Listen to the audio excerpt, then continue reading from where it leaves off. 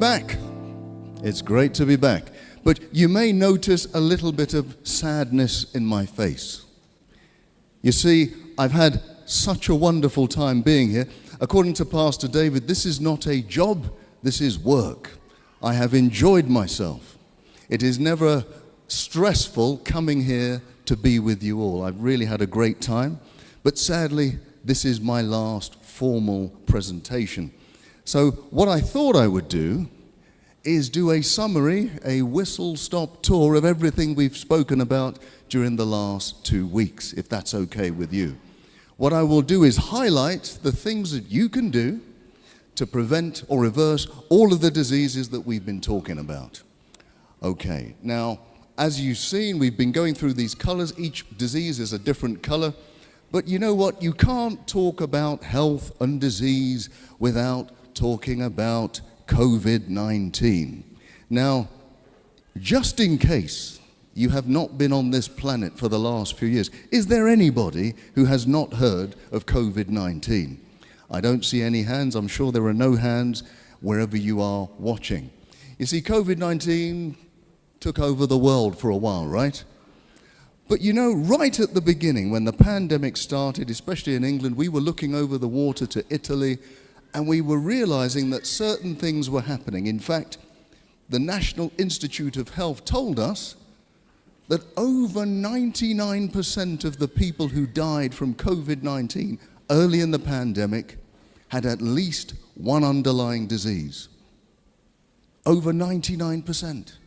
If you didn't have an underlying disease, it was very rare or difficult for you to die from COVID-19. Now, what are these underlying diseases? Yes, indeed, they're the lifestyle diseases that we've been talking about for the last 2 weeks.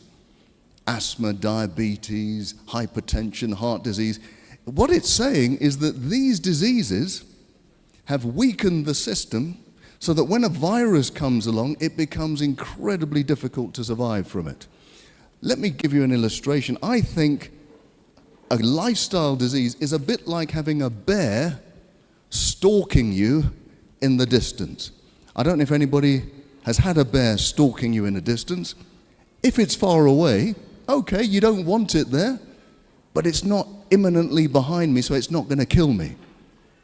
And that's a bit like having a lifestyle disease. You can have diabetes, you don't want it, but you know what? I'll put up with going to the hospital. I'll put up with the medication. I'll put up with the kind of lifestyle change. And that's like the bear stalking at a distance. But what happened when COVID-19 came along is that bear came right up on your shoulder and is now imminently going to kill you.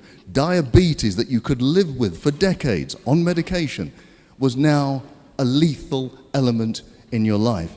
And that is why we try to eliminate all of these lifestyle diseases before the problem happens. Because believe me, there will be another pandemic. Believe me, there will be other stresses in your life that put strain on your body, where if it is weakened by a lifestyle disease, it may be fatal when it doesn't need to be. Before I move on from COVID, let me just explain to you that pretty much all of the viruses that we ever get have their origins in animals. Even if it was generated in a lab, the lab still got that virus from an animal. And it tells us something. Look, first of all, we shouldn't be consuming them. We don't need them to be healthy. And the next thing, we shouldn't be abusing them, because really, when they're clogged together, farmed together in these little cages and they've got no sunlight, it's really cruel for the animals as well. And it's not good for our health. Have a look at this. I think I should start with the heart. If we're going to talk about disease, because heart disease is still globally the biggest killer, why don't we start with heart? What things can we do to prevent or reverse heart disease? I'm sure you're all great students, you've all had it written down, but let me remind you. One of the most important things you can do to reverse heart disease is to have a healthy plant-based diet. I mentioned earlier that when I was doing cardiothoracic surgery up in Cambridge, heavy work, really heavy work. We had to do 3 of these bypasses every single day. Enormously tiring. But what we had to do is open up somebody's chest, stop their heart, link it up to a big contraption, and then try and close them all up again. It was a big, big deal. The person would be in pain for months. They'd need rehabilitation. And then, at least, if it was a successful operation, they'd be alive. But evidence has shown us from years ago that just by changing your diet into a healthy plant-based diet, no meat, no milk, no refined sugar, those arteries that were closing down can now open up. Now, for me, even today, I've been doing this for many, many years. It's still miraculous to me that you can reverse one of the biggest problems in the world in terms of health just by changing your diet. You can get rid of doctors like me, and you can just replace it with a healthy diet. That is amazing, and I commend it to all of you. Some of you may have heart disease today. You may have an appointment to see a doctor in a few weeks or months. I can guarantee you, if you go onto a healthy plant-based diet today, by the time you see the doctor, you may not even need an operation. I guarantee that's true. I've seen it with my own eyes. So that's heart disease. What about high blood pressure? If I was to ask you, do you know somebody with high blood pressure? Everybody would say yes. It's such a prevalent disease. Now, what few tips have I given you to reverse high blood pressure? Well, plant-based diet is absolutely good. You have to exercise. We've seen Teeny skipping along this very stage, demonstrating how we have to exercise. It's brilliant. Water. I think water is one of the simplest things you can do to lower your blood pressure. Remember the example I gave you. If you were swimming in a lake, that's fine. If you were swimming in a lake of honey, that will be incredibly difficult because it's so thick. And that's what happens to your blood. If you don't have enough water in it, it becomes incredibly thick. You then have to use a lot of energy to push that blood around the system. Therefore, your blood pressure has to rise.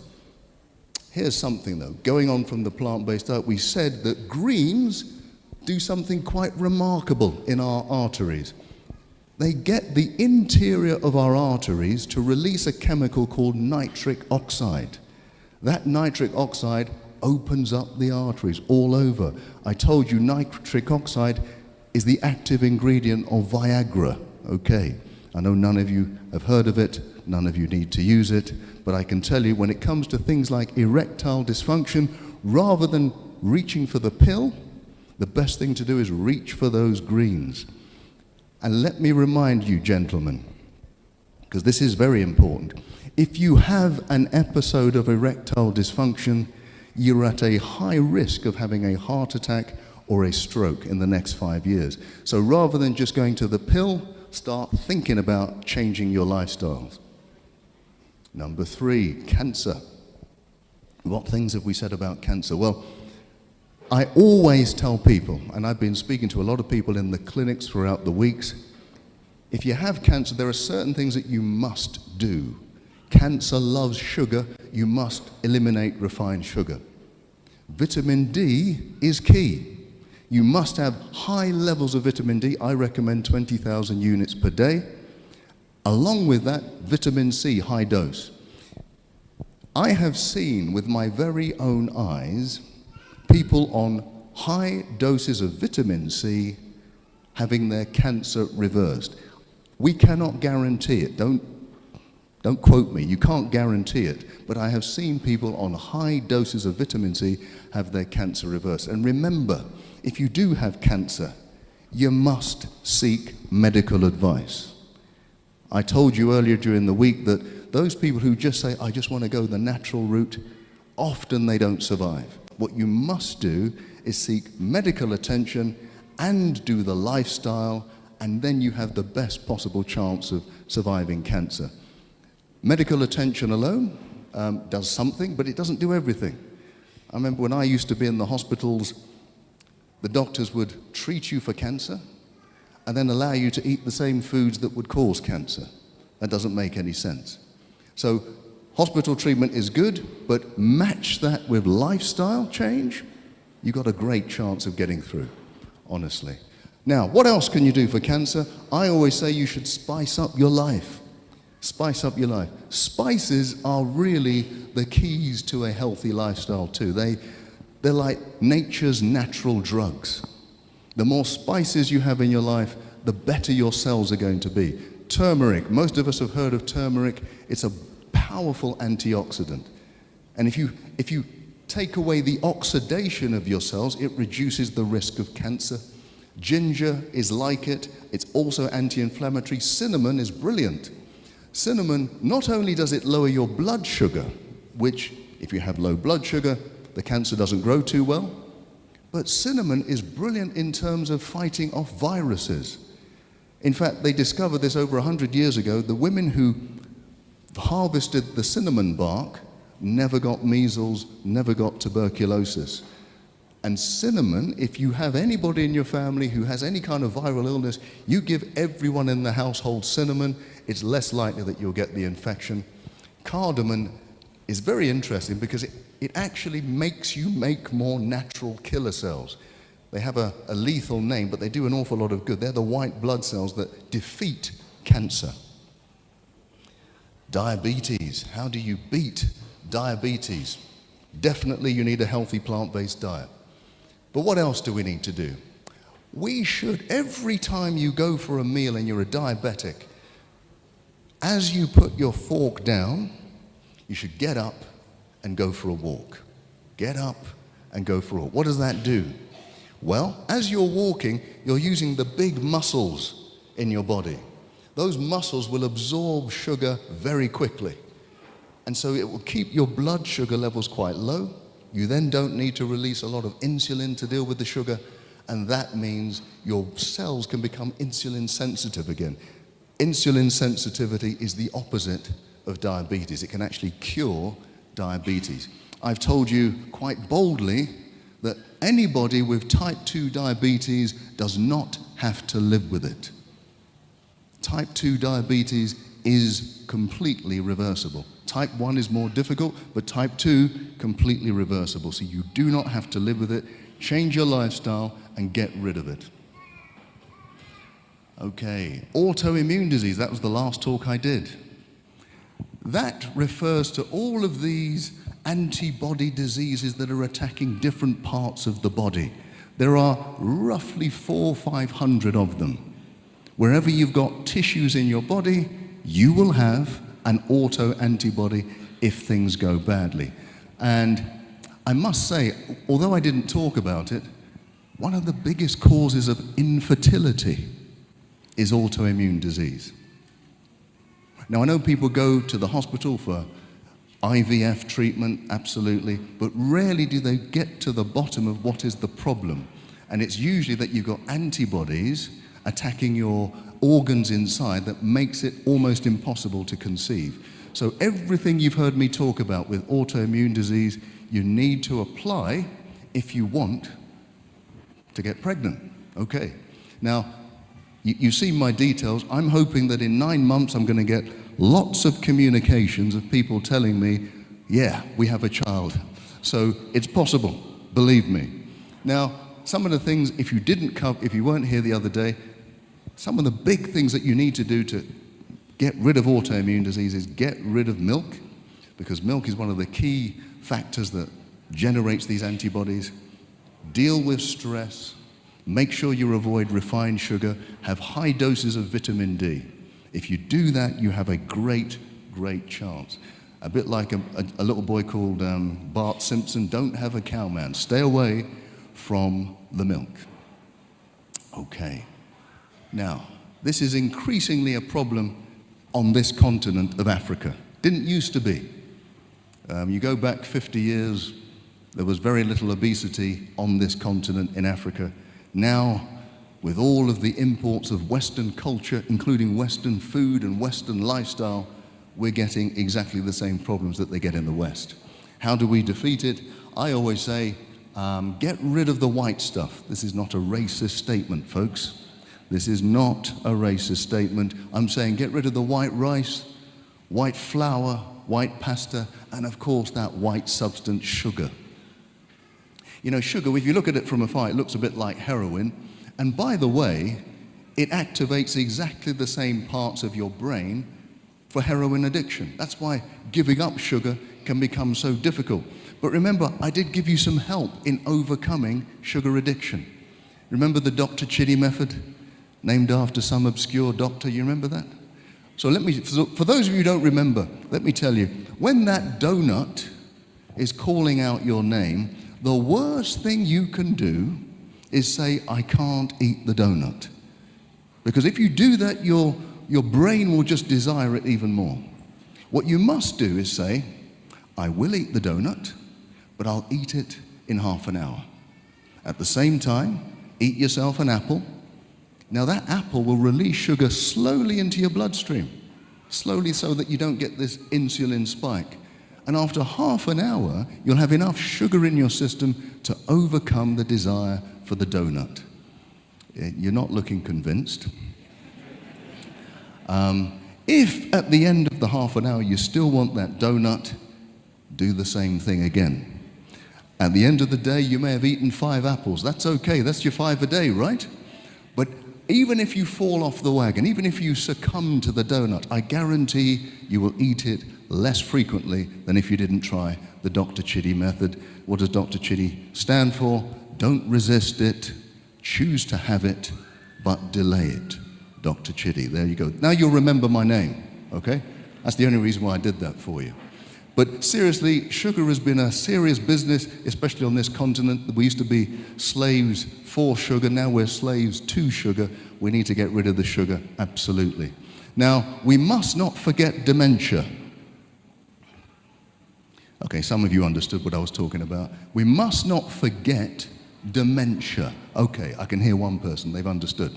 Right, dementia, for me, is now one of the most feared diseases around. When I was younger, a younger doctor, it used to be cancer. But now dementia, losing your memory, losing your personality, nobody wants that. It's a fearful thing. The good news is, and there is good news about dementia, it is a lifestyle disease. It is not random. Now you may have seen studies to say, well, there's a genetic makeup. There is. There are genes for dementia. But there are people who have the gene for dementia who don't get dementia. There are people who don't have the gene for dementia who get dementia. The biggest factors are lifestyle factors. So for example, you will know that if you have high blood pressure, that's a risk for dementia. If you're obese, if you're diabetic, and the biggest risk is long periods of stress in your adult life.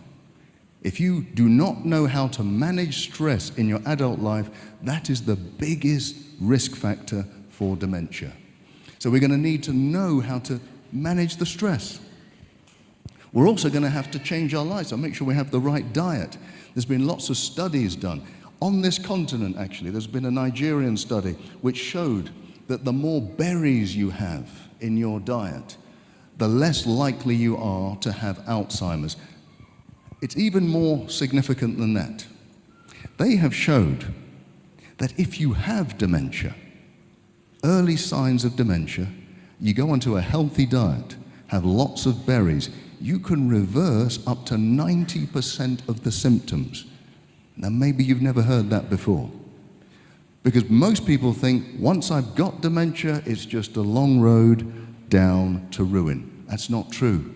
If you are diagnosed and you change your lifestyle, you can reverse up to 90% of the symptoms of dementia. Talking about stress, we spoke a little bit about depression and anxiety and stress. What little signs can I give you to help? Well, remember what we said. There are triggers for depression. There are triggers for stress. And the big ones are debt, divorce, disease, and death. Now, we can't avoid some of them, but when they come to us, the best thing to do is to not hide away and keep it to yourself. The best thing to do is to get help quickly.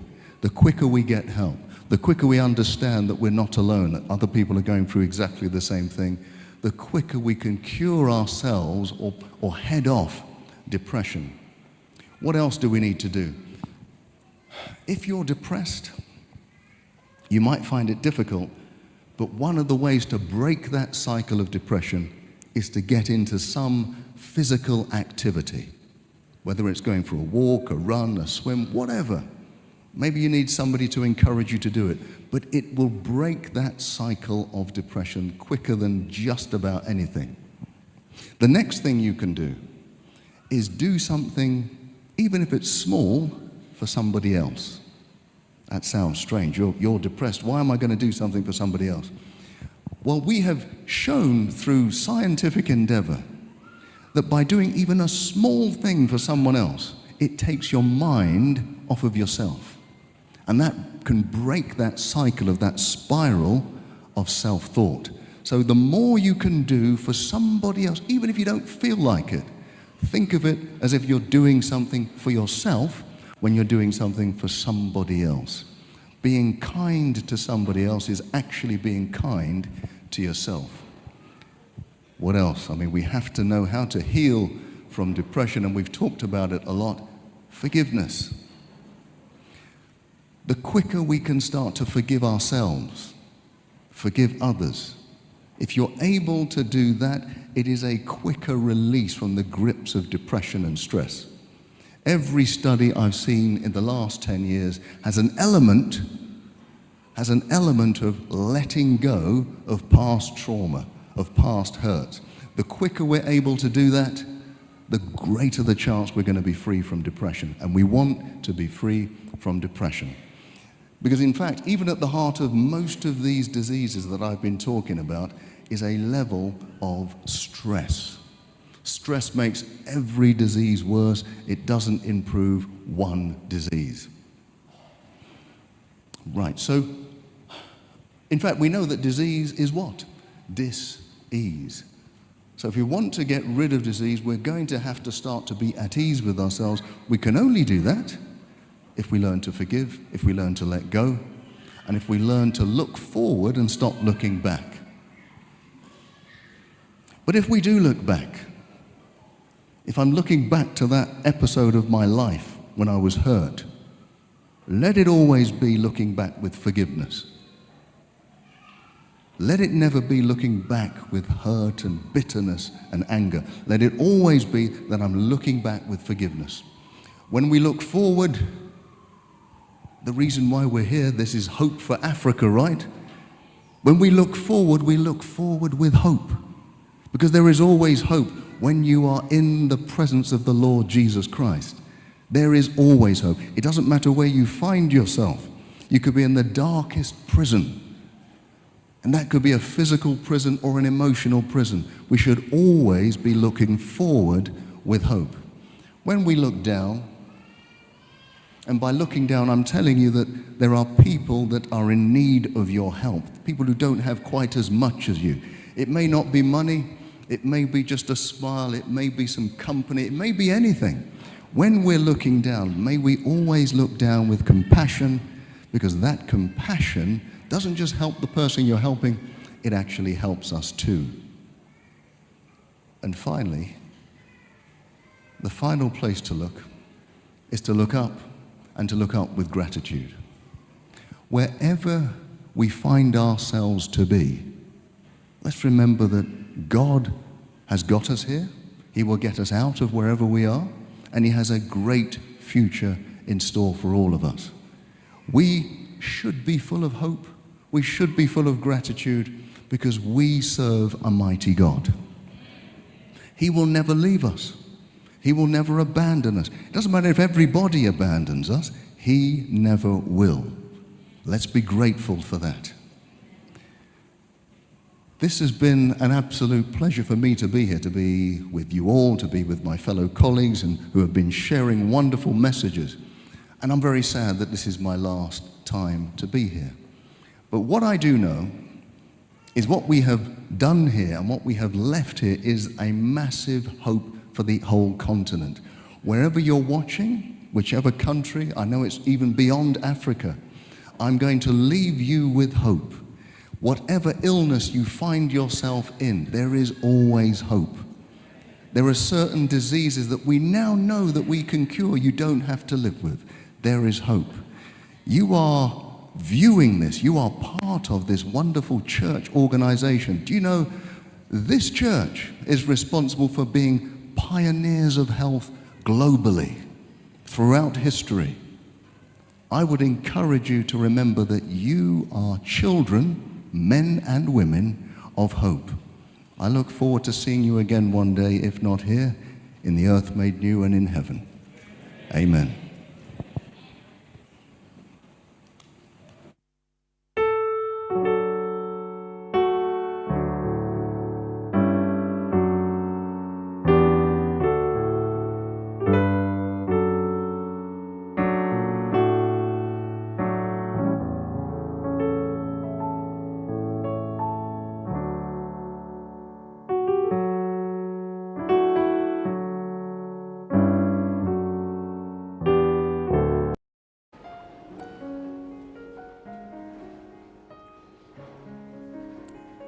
So wonderful to be back here with you all.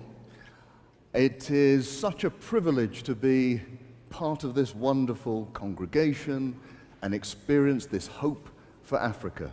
I've been so blessed with all of the music that's been going on this stage. I'm privileged just to be here. Now, the last time I was with you, I was talking about a serious topic, depression. And as I've said, we've been going through all of these colors so far, and depression was the gray one. And I mentioned that one of the keys to beating depression is learning how to let go and forgive. Now, it's easy to say that, but it's difficult to do. So tonight, what I want to do is focus a little bit more on forgiveness. And I've entitled the program, Bitter or Better. Now, 1844 was a very interesting year, don't you think? In church history, in world history, very interesting year. But I'd like to take you all on a journey to France and to a man who came from Africa but was living in France. His name was Alexandre Dumas. And in 1844, he had finished, I believe, his greatest work. He'd already written The Three Musketeers.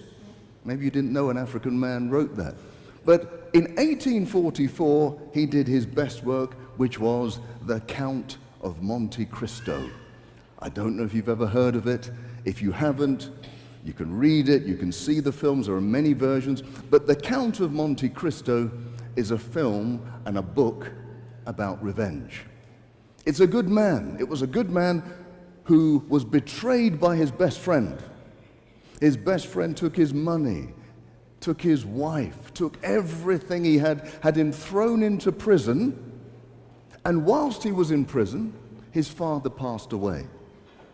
The one thing that kept Edward Dante alive was the thought, I'm going to get out of prison and I'm going to kill that old friend who is now my enemy. You see, he believed, like many of us, revenge is sweet, but sadly, it has a bitter aftertaste. You see, many of these negative emotions that we have, bitterness, envy, rage, jealousy, all of these things that build up inside of us, they have a common root, and that common root is a lack of forgiveness. It's a lack of forgiveness. Now, the Bible talks a lot about forgiveness, but my best story about forgiveness is what Jesus gives us in the book of Matthew, of the parable of the unmerciful servant. For those of you who don't know it, let me just pre-say it for you. You see, it talks about a man who owed his boss an awful lot of money, more money than he could ever repay. And one day the boss said, look, you've got to pay me back. And the man said, well, I don't have the money. Can you give me some more time? And I said, look, if you don't pay me, I'm going to have you thrown into prison until you can pay. He couldn't pay, so he begged his boss, please give me more time. The boss looked at him and said, look, I'm not just going to give you more time, I'm going to cancel your debts. Now, I just want you to think about that for a moment. Imagine all of your debts canceled. No mortgage, no car loan, no bank loan, everything is cancelled, you're now free. Imagine how you'd feel. Well, that's exactly how he felt. He left the presence of his boss happy. But then he saw somebody outside who owed him a small amount of money. And he grabbed hold of him and he said, "You better pay me that money back. And if you don't, I'm going to have you put into prison." The man asked for more time. He gave him no time at all. So his boss called him back and said, "Look, I forgave you loads of money. How come you couldn't forgive just a little bit?" And it said that in anger, his master had him thrown into jail where he would be tortured until he could pay back all he owed. Now, if you're in prison, I don't know how you can pay back. So I guess he didn't get out of prison. And here's the interesting thing that Jesus said: "This is how my heavenly Father will treat each of you unless you forgive your brother from your heart." Now here's the thing. Surely he doesn't mean torture, does he? Well, he said it. Because surely there are lots of people, even here today, who haven't forgiven. Are they being tortured? Are they in prison? Well, let me show you how Jesus was exactly right. Now, for this, I need another volunteer. Can I have a volunteer up here, please? One person. Or do I have to pick the person? Everybody's looking away from me. I can actually hear your blood pressure rising as I'm speaking. So let me take one volunteer. Mr. President, come. Yes. Okay, so you can see this picture that everybody can see. Can you tell me, yes, it'd be good to have a mic. Can you tell me what this machine is? What this machine is connected to this man? Do you know what that is? That one is, which machine is that? Yeah, it's a test. Tethering machine. It's a what? Tethering machine. Well, can anybody else help? What is it? Nobody knows what it is? Yes, okay. It's a lie detector test. A lie detector. But thank you, Pastor, thank you. You can take your seat back. You take your seat. It's a lie detector. It's a lie detector. Now let me ask you a question. How on earth can a machine tell that a person is lying? How? A machine doesn't even have a brain. How does it know? Right, yes. When you're lying, your blood pressure goes up. So it detects it. When you're lying, your pulse goes up as well. When you're lying, you sweat more. You breathe deeper and quicker. All of these things happen, and even the best liars, and there are some very good liars, find it very difficult to fool the polygraph. That's the posh name for a lie detector test. So that means something is going on inside the body every time we lie. By the way, it doesn't go up when you're telling the truth. Nothing happens in the body when you're telling the truth, only when you're lying. So something within us, the spirit within us, is telling us something is wrong when we lie. And every time we have any bitterness, or any time we see that person and we haven't forgiven them, the same things happen within us, exactly the same as when we're lying. It produces the same result. When you look at this picture of the brain, what happens? We get a stress response. The center of our brain, the hypothalamus, releases a signal to our pituitary gland. It's a little gland in the middle of our brains. That then releases chemicals into the blood, cortisol, adrenaline, cortisol, which releases a hormone into the blood that hits the adrenal glands, and the adrenal glands then release cortisol and adrenaline. That's our stress hormones that gets us ready for fighting and flight. So that means all that stress in the head can lead to all of these other diseases that we've talked about, because stress is at the heart of many of these diseases. That's the physical result of it. But look, when we are unable to forgive, when we are unable to let go, it doesn't just affect us physically, it affects us emotionally. We become untrusting and unloving. Families tend to break down. Our relationships all around us, whether in marriage or in society, they break down because we cannot trust. Sometimes when it goes even too far, we get to the place, as we said, where we get depressed. We can't actually release any positive emotions. We're trapped in this depression. So when Jesus said, you will be trapped, tormented, and tortured if you don't forgive, think of all of these things that can happen to our body, our mind, and our spirit. It's exactly that. We are having so many imprisonments from disease, physical, emotional, spiritual, because we cannot let go and we cannot forgive. So what Jesus said was exactly right. In fact, I like this statement which says, unforgiveness is like drinking poison and expecting your enemy to die from it. It doesn't hurt the enemy. It can only hurt us. And it hurts us in a dramatic way. So we have to learn how to forgive. In fact, God gives us a definition of true forgiveness. When you look in the book of Luke chapter 6, verses 32 to 36, Jesus is saying something quite interesting. He is saying, look, if you give to people who give to you, well, that's no credit. Everybody does that. Even the wicked people do that. If you are kind to people who are kind to you, again, that's no big deal. You know, some of the most wicked people on earth are kind to the people close to them. There is a wonderful poem called Mother, beautiful poem talking about the relationship of a young man to his mother. It was written by a man called Adolf Hitler. Even Hitler is kind to the people close to him. So that's no big gain, no big benefit. What Jesus is saying in this verse, in these verses, is when somebody hurts you, you need to bless them. I see and hear silence around. When somebody steals from you, you are to lend to them. Does that make sense? If somebody has abused you in the past, you're to be kind to them.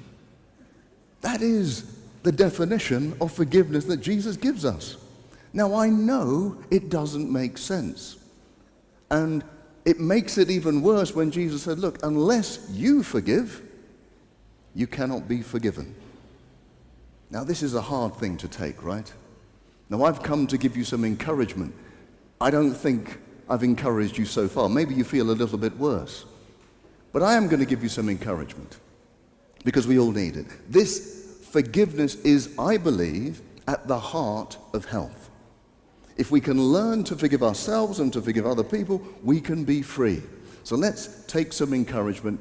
And the number one thing is that God sees when we've been mistreated and He will restore. You know, when God restores, He doesn't restore you back to where you were. When He restores, He takes you to a better place than you were in the past. You look in the Old Testament, if somebody stole an ox from you, they couldn't just give you back an ox. They'd have to give you back 4 oxen, 7 oxen, sometimes 10 oxen. That's God's definition of restoration. So when we're being mistreated and we want to be bitter towards that person, we have to remember that God will restore. I love this text in the Bible from Joel 2:25. It says, I will restore the years that the locust has eaten. The years that the locust has eaten. Can you imagine this? Look, when the locusts come onto your crops and they devour your crops, they're not coming to pay you back. They're going on to the next field, the next farm, and they're going to eat their crops. But God is saying, even though they've consumed your crops, I will restore. And not just restore the crops. I'm going to restore the years that you've put into the crops. Some of us can be in relationships and we think that I've invested all my time into that relationship and now I've been abandoned. God will restore the years. I've put all my time into this business, all my money, my time, my effort, and I'm gone bankrupt. God will restore. We need to learn to remember that so that we can now forgive. We can now be released to forgive. Now, I'm sure none of you recognize this building, but this building is in the center of London, and it is where I lived for a year or so when I was a student. We had about several hundred students in this building. It's called Knutford House. And I became the president of the student union, let's say that. That's what it's called. Now, I did a few things in that building, and the owners of the building decided that, you know what, we like you, Chidi. We would like you to live here as long as you want, for half the fee, if you become our senior student. Now, I was at university, so I wasn't silly. I said yes, thank you. Now, a few weeks later, one of the relatives of the owners of the building moved in. And they said, oh, Chidi, instead of you, we're going to give it to her instead. I said, well, look, you agreed to give it to me. If you don't want me to have it, fine, I'll have to find somewhere else to live. Now, my friends at the time said, Chidi, why did you let them get away with it? You know, that was a cushy number. That you could have been there living in that room for years at a cheap price. And this is London, so, you know, a cheap price is pretty important. I didn't know. I just said, well, look, I'll just have to wait and see. God's got a plan for me. I don't know. Ah, you and your God. Well, look, I had to leave that place. I managed to scrape some money together, and I put a deposit down on an apartment that was closer to the medical school. But then I got 2 students to live with me, and they were paying my mortgage. So I was actually living there without paying anything. Some people might have said amen to that. I don't think people are worried about money here, obviously.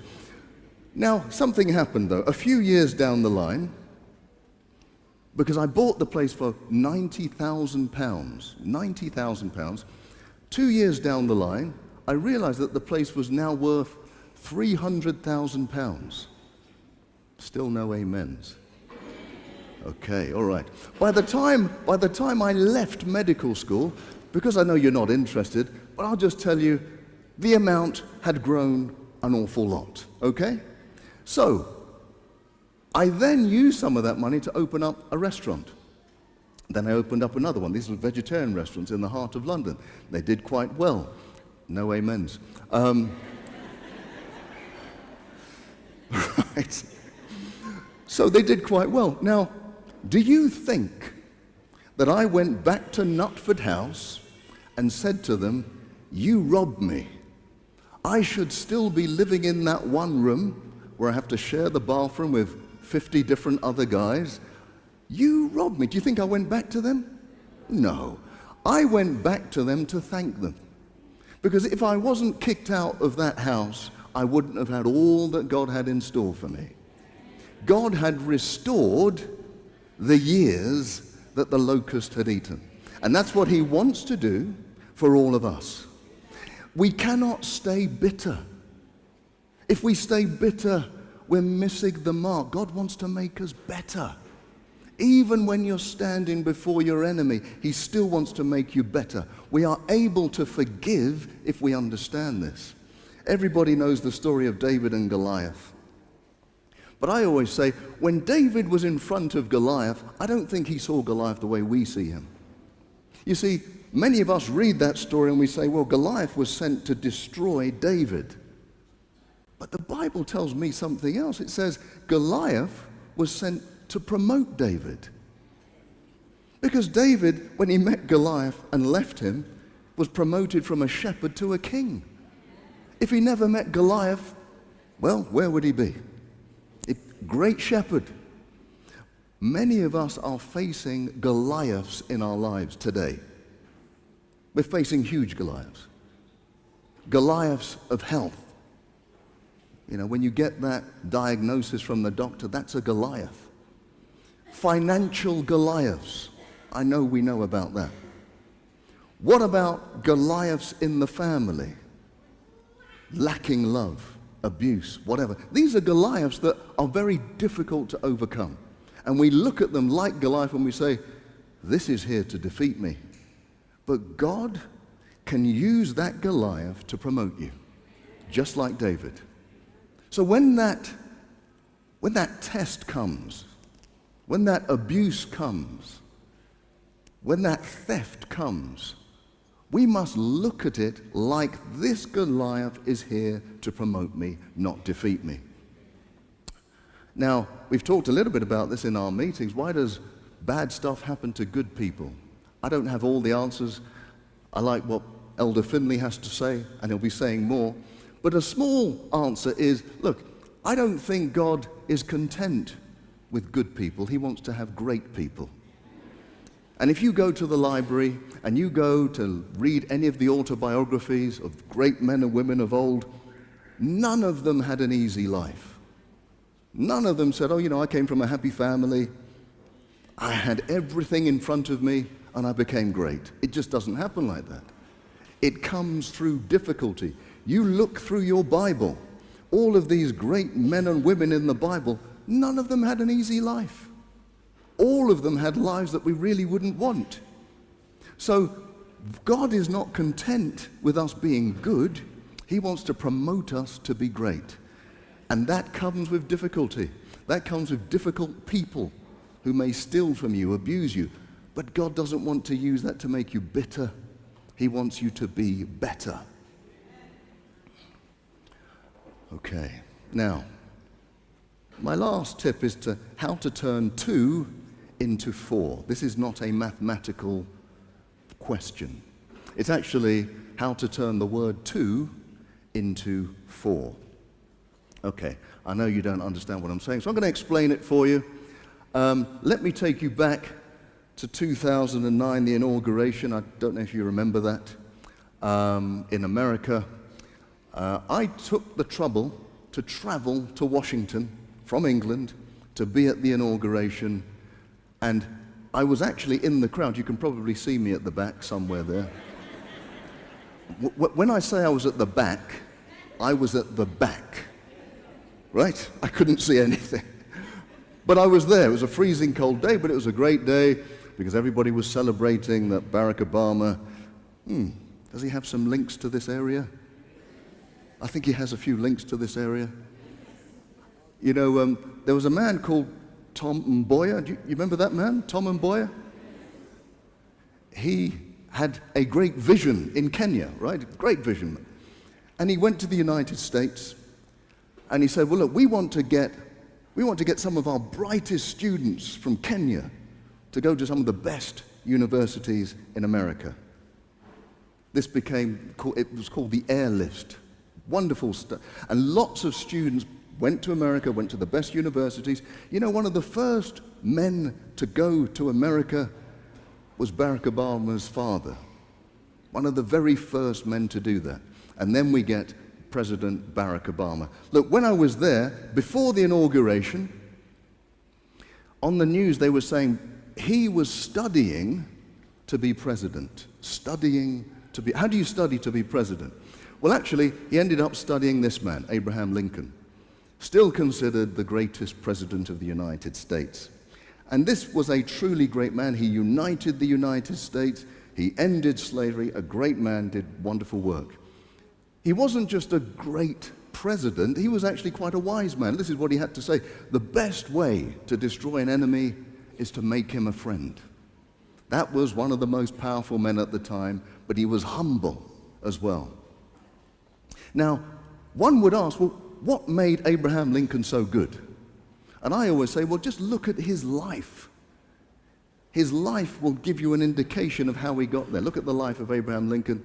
As a child, his family lost their home. He had to work to support them. Then his mother died. He went into business and failed. He ran for office and lost. He went into a second business. It went bankrupt. He lost everything. He ran for office and won. Then his fiancée died. He had a nervous breakdown. He tried to pick himself up, go for another office, and then he lost again. It doesn't stop there. It goes on. He sought to be an elector and lost. He then ran for Congress and lost. He got a break. He won in Congress, but then he ran for election and lost again. He ran for Senate and lost. He ran for vice president and lost badly. Now, look, at this point, I think many of his family and friends were saying, Abraham, give up on politics. You're not very good at it. Try something else. Maybe be a doctor, something easier, Do something easy, simple. But he didn't stop there. Because he came back down, he tried to be a Senate, and he lost again, but 2 years later, he was elected the President of the United States.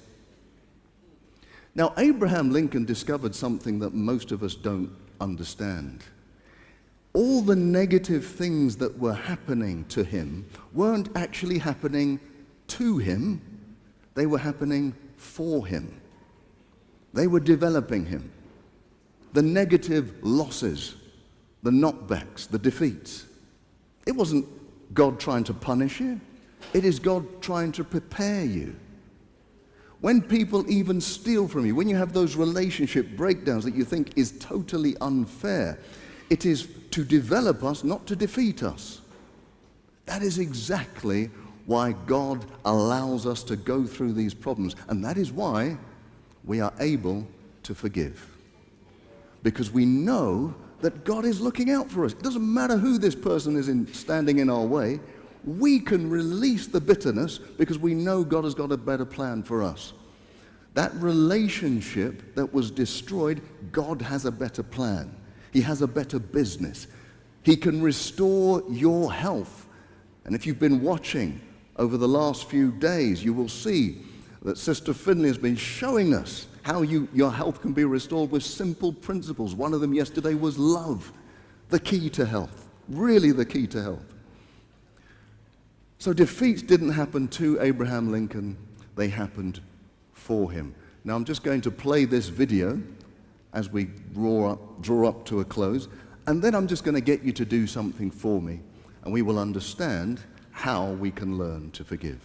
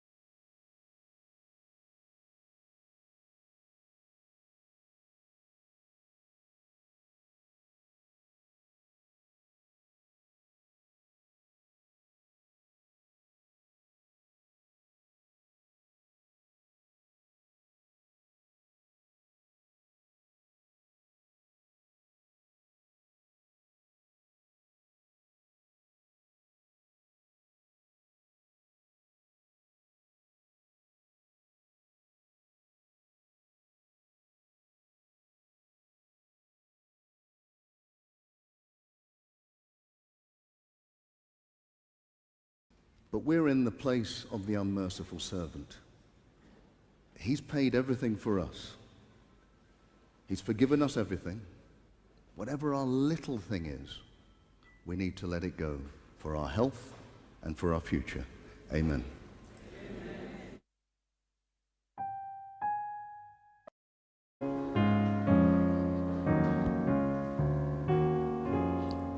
Well, hello again and welcome. Karibu. It is an absolute privilege to be back here, and just thinking about that prayer reminds me that even though we're giving you lots of interesting information, there is an army of people praying for you, wherever you are, whatever the problem may be. We see all of the requests and we pray for you because the power of God can heal all diseases. Today we're going to be looking at a very interesting topic. We've been going through the life colors. What we're talking about today is something that affects black people, Africans and Caribbeans, more than most, and that is the autoimmune disease. Okay, so let's get going. Shall we start with the handheld? Okay. Everywhere around the world, war is going on. Even in Europe right now, we've got a war going on between the Ukraine, Europe, everybody else. Thank you so much. And war is obviously a tragedy and a travesty. And when people die, it's even worse. Millions of people throughout history have died through wars, but usually they're dying at the hands of the enemy. There is something called friendly fire, though. That is when, instead of dying at the hands of the enemy, you die at the hands of your own colleagues by mistake. Called friendly fire. It's an even worse tragedy, something that never needs to happen. But I don't know if you realize that there is friendly fire going on within our bodies sometimes. And that friendly fire we call autoimmune disease. You see, our immune system is perfectly designed to defend us from all the outside invaders. We have skin, actually that's part of our immune system too, the skin on our bodies. We have white blood cells traversing all the way around the body. I think of them like soldiers. They're soldiers going around the body looking for any problem to destroy. If there's a virus, if there's a bacteria, if there's a cancer, we heard about that a couple of days ago. They seek it out and they destroy it. They also have headquarters around the body where they reside, so that if something happens, they can easily mobilize themselves to go out and destroy the invaders. I'd like you to pay particular attention to the bone marrow. That bone marrow generates, synthesizes the white cells and all the immune cells that we need to protect ourselves. And then they plant them all over the body, in the spleen, in the lymph nodes, all over the place, just like we have armies of men and women around the country to position themselves just in case there's an invasion. And we call those invaders antigens. They can be viruses, they can be bacteria, but whatever they may be, we have a perfectly designed immune system for them. I'd just like to tell you something very interesting. You see, your immune system has antibodies to just about every protein on the face of the earth.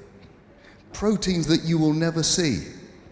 So let's say the protein for the hairs of the tip of a polar bear, you have antibodies too. Hopefully you're never going to meet one, but you already have that in your body. It's as if we've been created for any eventuality.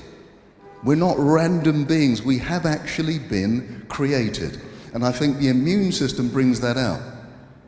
Our soldiers, when they see something they don't like, the white blood cells, they will bind to it and they will destroy it. It could be, for example, this cancer cell, it could be a virus.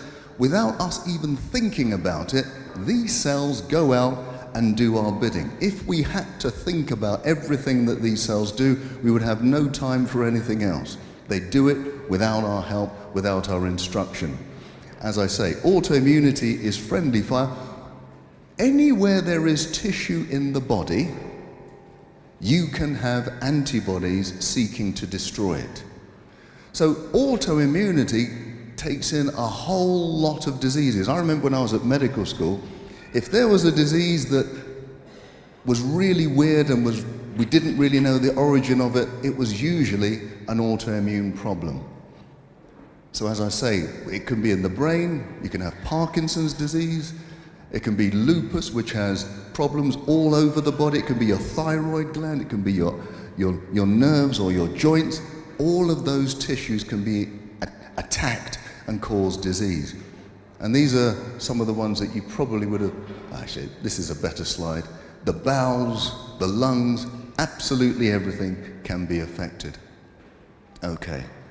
It's more common than you think. Roughly around 30 years of study, it shows that it's about 10 to 20% of the population have it. It is more prevalent in black people, and it is even more prevalent in women. Women have it much more frequently than men.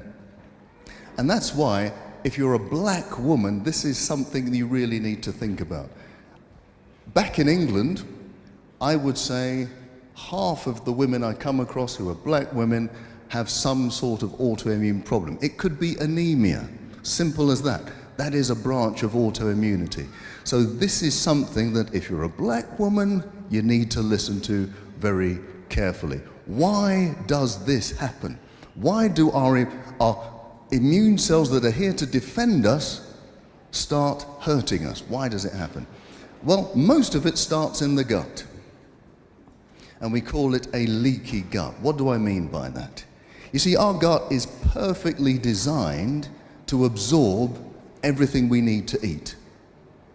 We digest it, and we take those little molecules, amino acids, sugars, we absorb them into our bloodstream, but they have to go through just a single cell layer of the gut.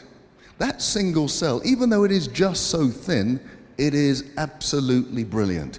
It takes in everything we need, and if we don't need it, it keeps it out. Beautiful.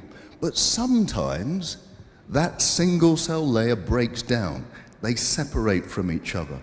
Why does that happen? It can happen if you have an infection.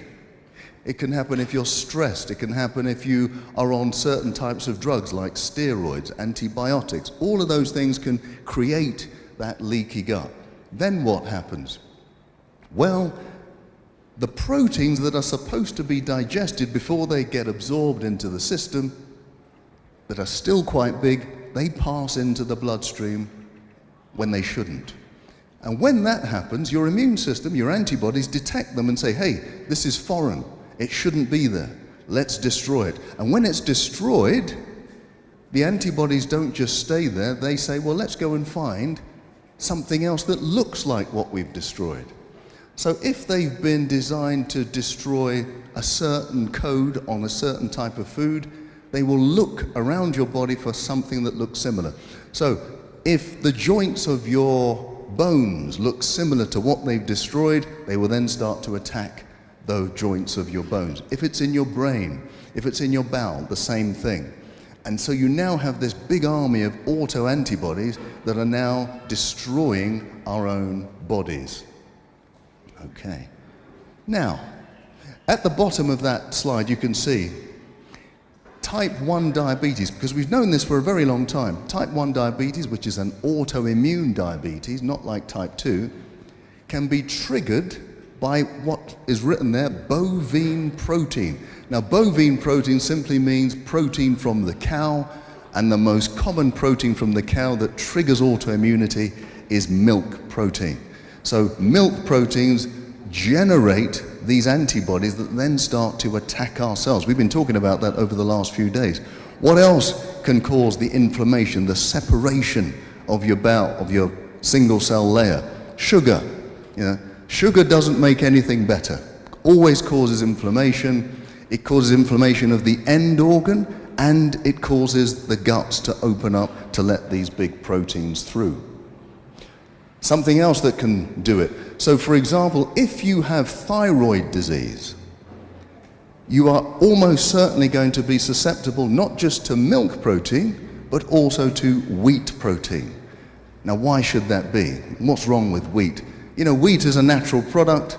Why should our bodies react against it? Well, it's not so much the wheat. It's what we've been doing to the wheat over the generations. How we've adapted the wheat so it can survive different climate environments. What we put on the wheat, the certain pesticides we put on the wheat, that all triggers this autoimmune response. So when I'm treating people who have thyroid disease, the two things I make sure they stop eating are milk and wheat, at least for the first few months. And then we find that those antibodies start to die down because they don't remain, they go away. Again, that study from bovine protein. We know this is not natural, we don't promote it.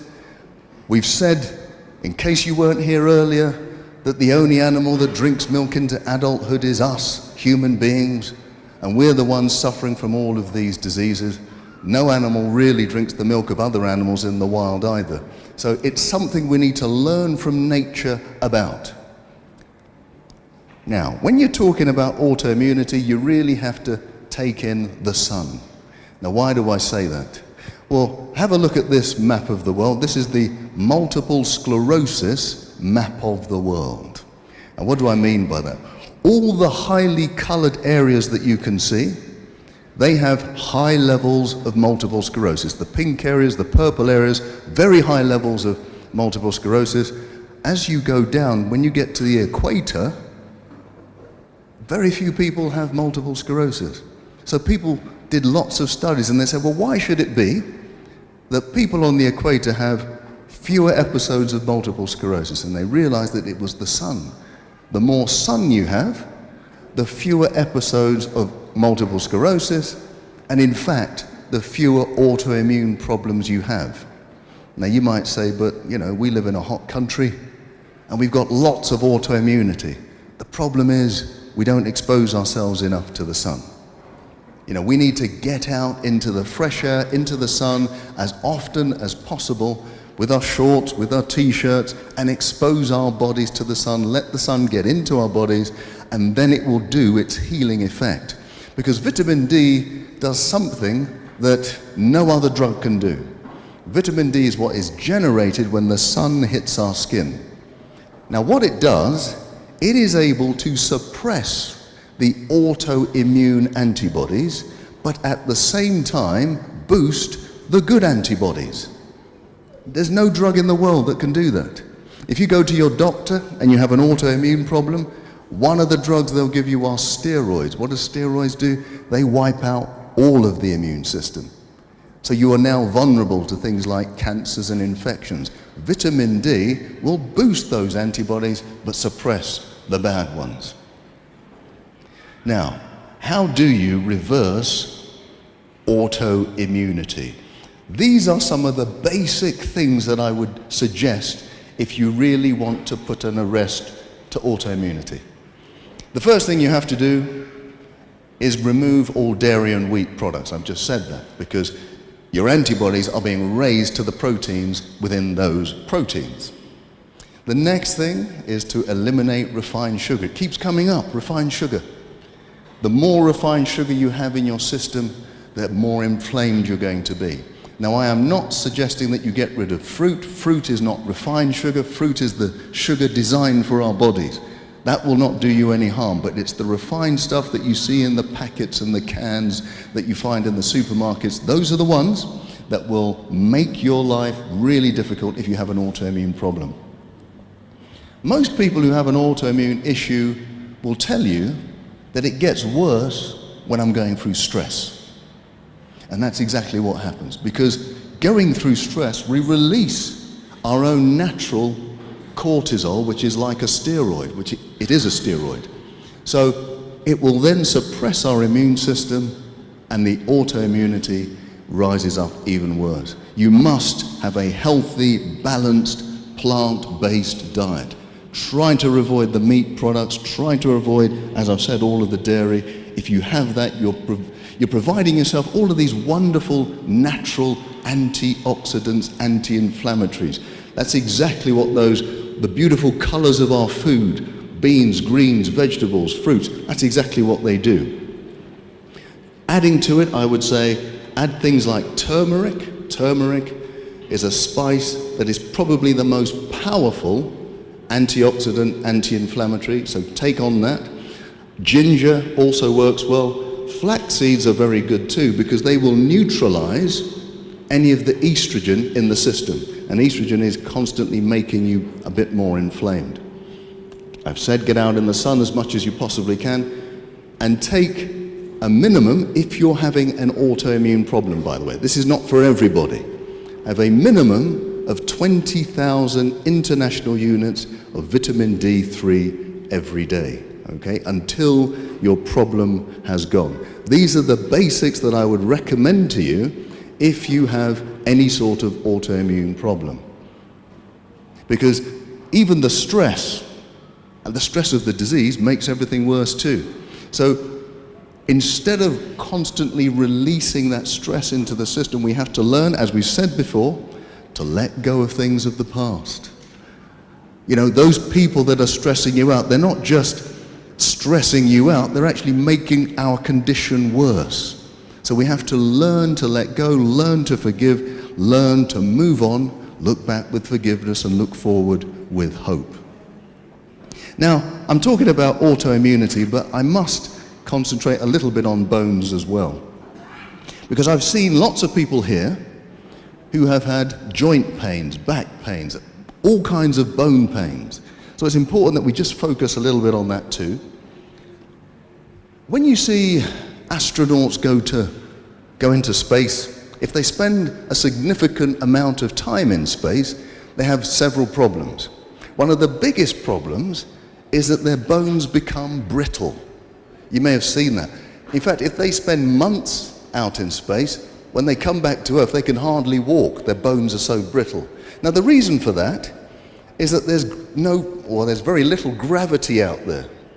So there's not much pressure that you're putting on the bones. If you want bones to get strong and healthy, you have to put pressure on them.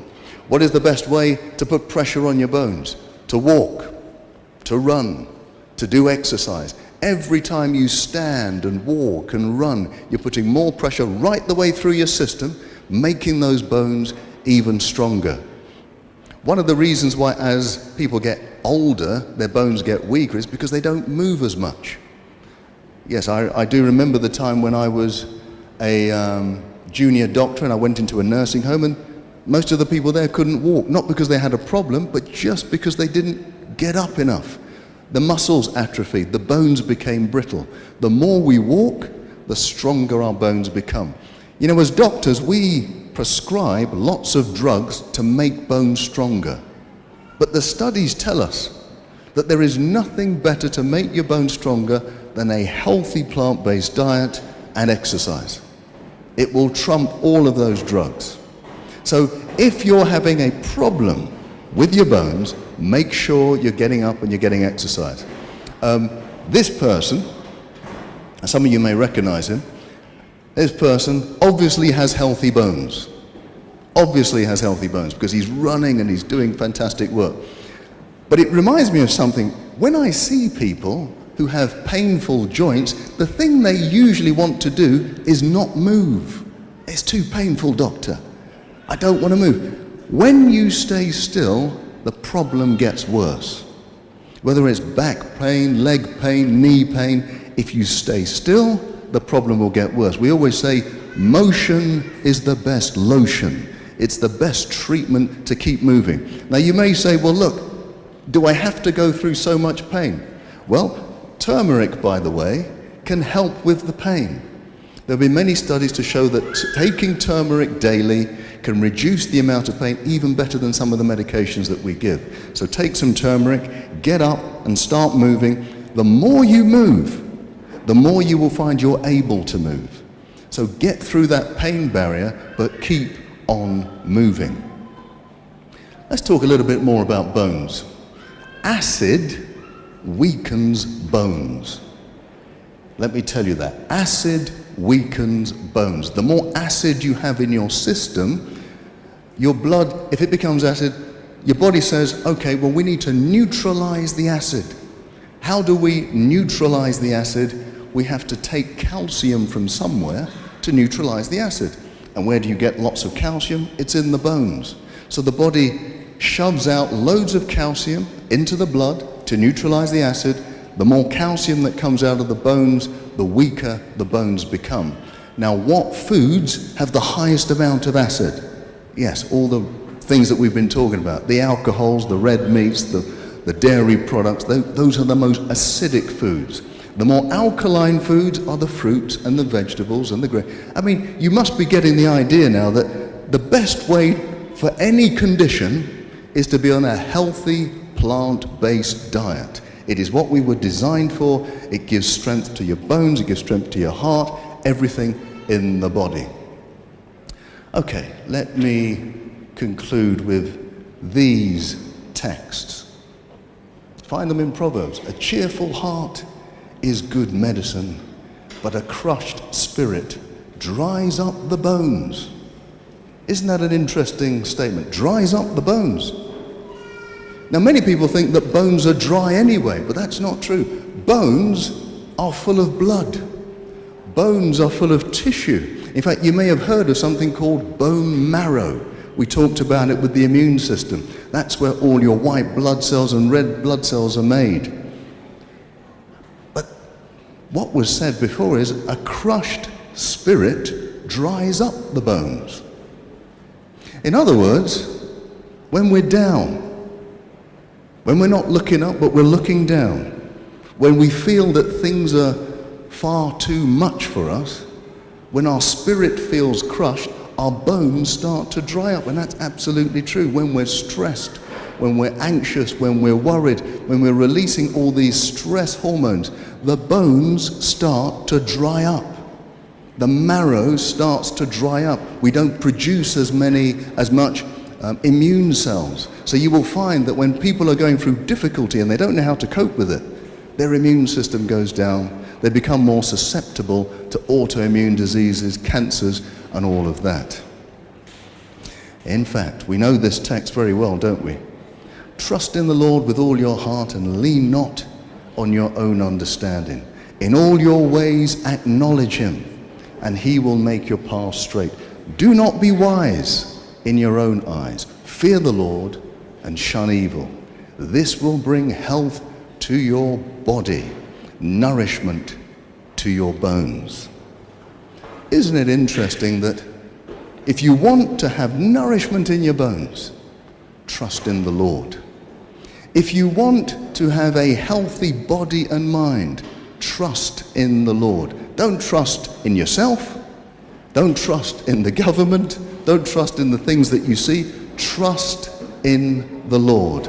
It is the best prescription I can ever give you to looking after your immune system, looking after your bones, and in fact, every part of your body. Now, I have a few minutes left, so what I'm going to do is answer a few questions that I've received. One of the questions is, Dr. Chidi, you've talked a lot about milk and avoiding milk. How can I keep my bones strong? Okay, well, I've kind of answered that, but when you think about it, I was saying earlier, think about a gorilla. Most of us we know what a gorilla's like, right? They're big, strong animals. It would take more than 20 grown men to subdue a gorilla. They're strong. But you never find them drinking milk to boost up their muscles. Neither are they taking these protein shakes that all these bodybuilders take. They're just having a simple diet, wholly plant-based. Now, if it's good enough for them and their genetics of their digestive system is pretty much the same as ours, it's good enough for us. You do not need meat and dairy products to boost your muscles and to boost your bones. Okay. One of the other questions was, how do I did kind of talk about it before, how do I know if I have diabetes? Because I've said many people have diabetes and they don't know about it. Well, there's some simple symptoms to look for. If you are losing weight quite rapidly, feeling thirsty all the time, going to the toilet to pass water quite frequently and feeling very tired, those are the symptoms that might suggest that you have diabetes and you should see your doctor about it. But remember, Even if you have diabetes, there is a way to reverse it. We don't have to live with it. Get onto a healthy lifestyle program and you can reverse it. I'm going to end there, and I'm going to end with a prayer for you. Father in heaven, we're just grateful to you. You have blessed us in a mighty way with a beautiful, wonderful body. We pray, Lord, for all of those people that are suffering in pain and in disease right now. Let your hands of healing reach them. And for all of us, Lord, may we take full control of our health as you have given us. And we ask this in the name of Jesus. Amen. Amen.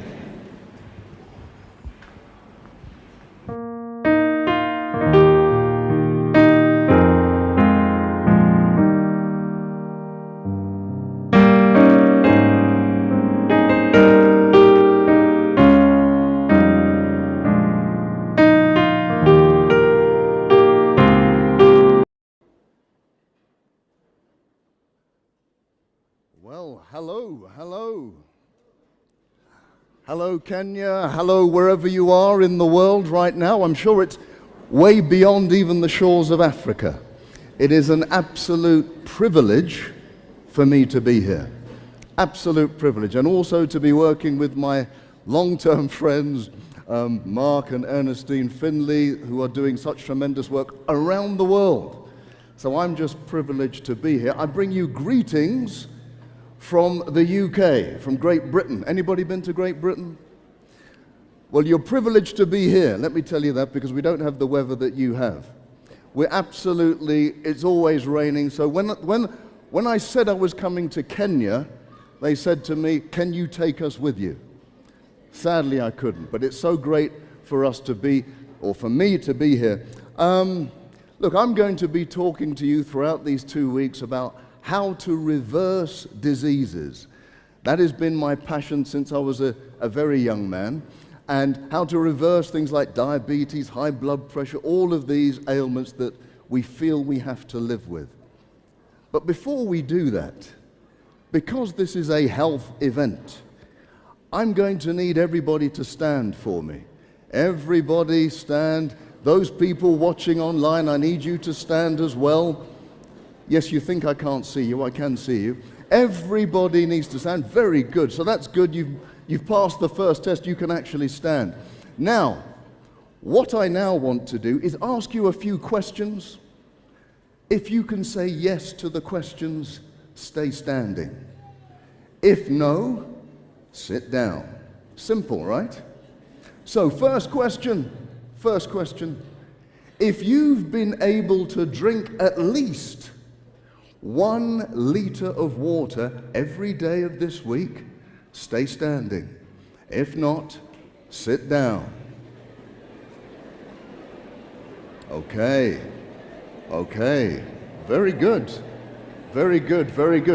Okay, next question. You're going to need to listen.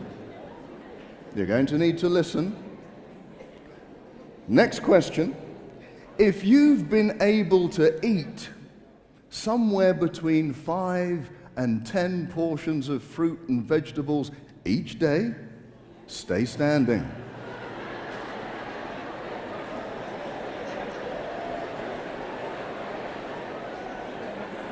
Oh, am I in the right place? This is a health event, right?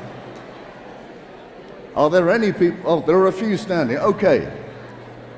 For those still standing, if you've been able to sleep anywhere between 6 and 8 hours each night, stay standing. If not, sit down. I'm seeing some people starting to stand up. What's all this about? I don't understand that. Right. Okay, I'm going to get you on this one. For those still standing, if you've been able to exercise, half an hour each day, stay standing. If not, sit down. Okay, thank you very much. So for the remaining people still standing, my last question is this. You have to listen carefully. How long have you had a problem telling the truth? No. No, I don't mean it. Give them a round of applause, please. Give them a round of applause. Very good. Very good. Because if you've been able to do that with your life, you are building absolute quality building blocks for your life, not just your life, but for the people around you. Okay, as I said, my name is Dr. Chidi. People need to know how they can get in contact with me. If you're on Instagram and Twitter, you can follow, you can see some of the things I do. Now, one of the programs I have, it is called Life Colors. So Life Colors is really giving a color to every single disease that we try to reverse. So we go through a purple color, a green color, a red color. But today, I'm going to join two colors. I'm going to do the blue and the purple, diabetes and obesity. Let's call it diabesity, shall we? Diabesity. Because diabetes is really close to my heart. My father, sadly, had type 2 diabetes. He had so many strokes and he died way too early. I was unable to help him at the time. This was many years ago. But I was determined that I would help everybody who has type 2 diabetes. And let me say this in the outset. Type 2 diabetes, nobody has to live with. Nobody has to live with. Now, if you want to challenge me on that, you can privately, but the evidence is clear. Nobody needs to live with it. It is a lifestyle disease, and with our lifestyles, we can get rid of it. There is a human cost to diabetes. I don't know if you know that half of the people who lose their sight globally is because of diabetes. Half of the people who need amputations, it's because of diabetes. Half of the people who lose the function of their kidneys, it's because of type 2 diabetes. Diabetes affects every single cell in the body. You cannot escape. It's not a mild disease, it's a very serious one. Now, when you track the history of diabetes, we find that somewhere in the mid-90s, it just suddenly took off. And it was mirrored by the increase in obesity. Because often diabetes and obesity go together. And a lot of that was due to the consumption of lots of these sugary drinks with high fructose corn syrup. These things are absolutely detrimental, and we'll talk a bit more about them later. But let me take you back nearly 100 years, back to 1932, and a great doctor by the name of H.P. Hemsworth wanted to find out why people get diabetes. That's a good question. Nobody asked that question before. So he went around the world and he said, well, what are the people eating around the world? And he looked at it.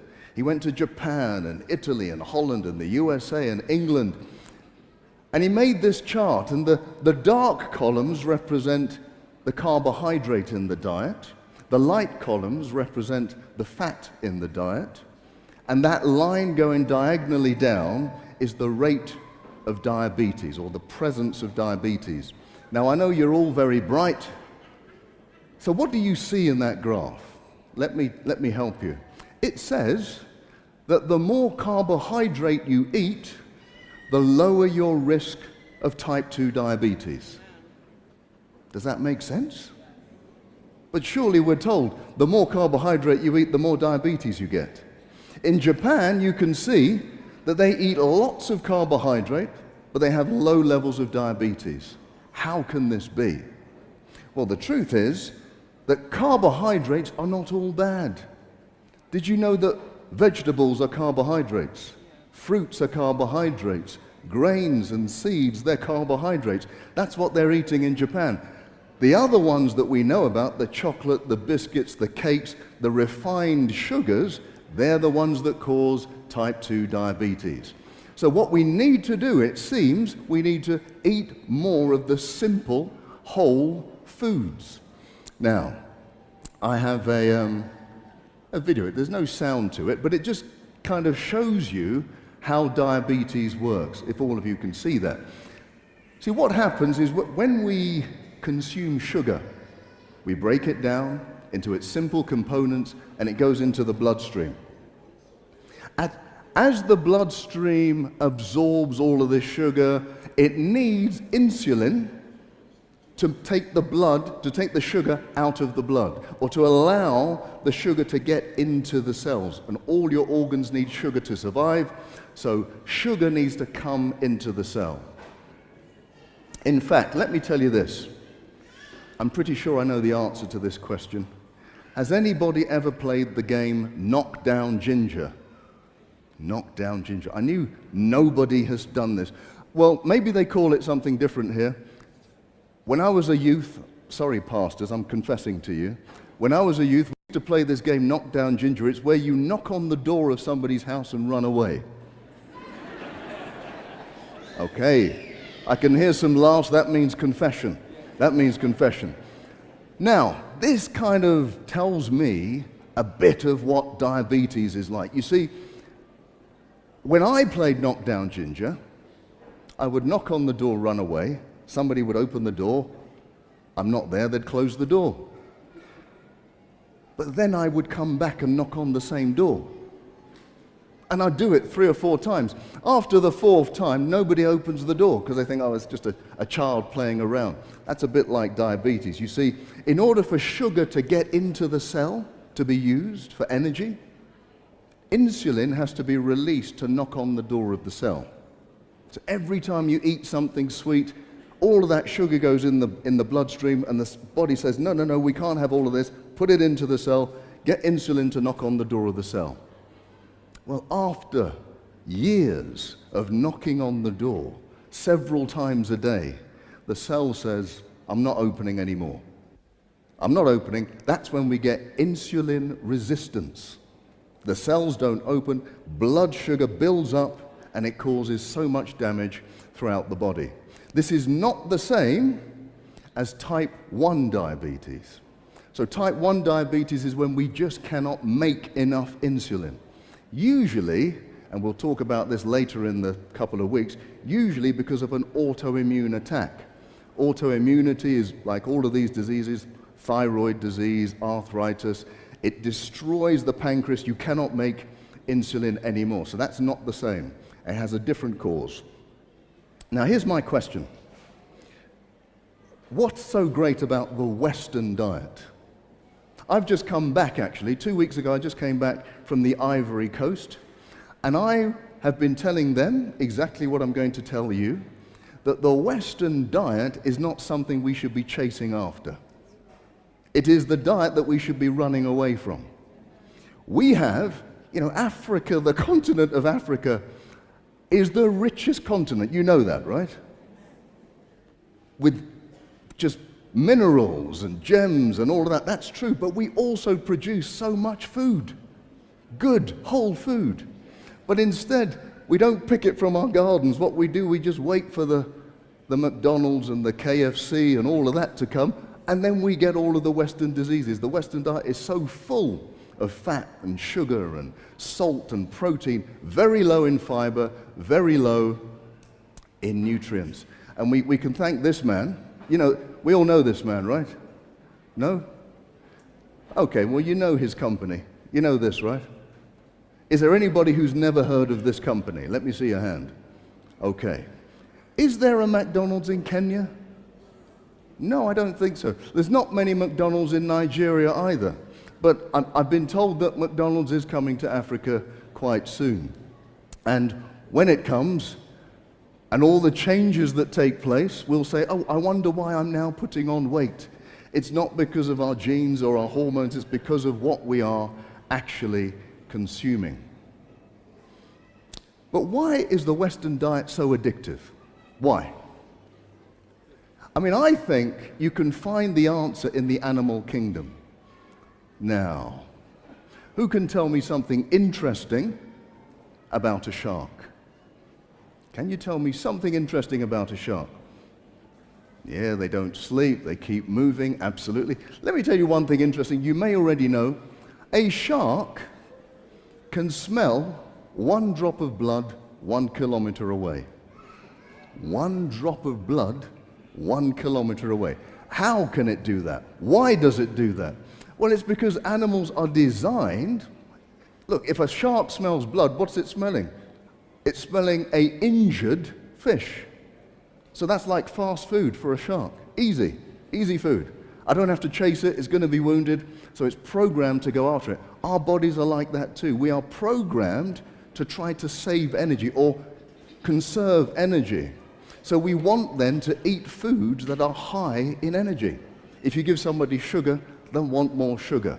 Our brains are wired that way. In fact, the wiring of our brain when you take sugar is just like taking heroin or any very addictive drug. It's very difficult to get rid of. In fact, they did some experiments with some rats. Rats are very much like humans, you may know this.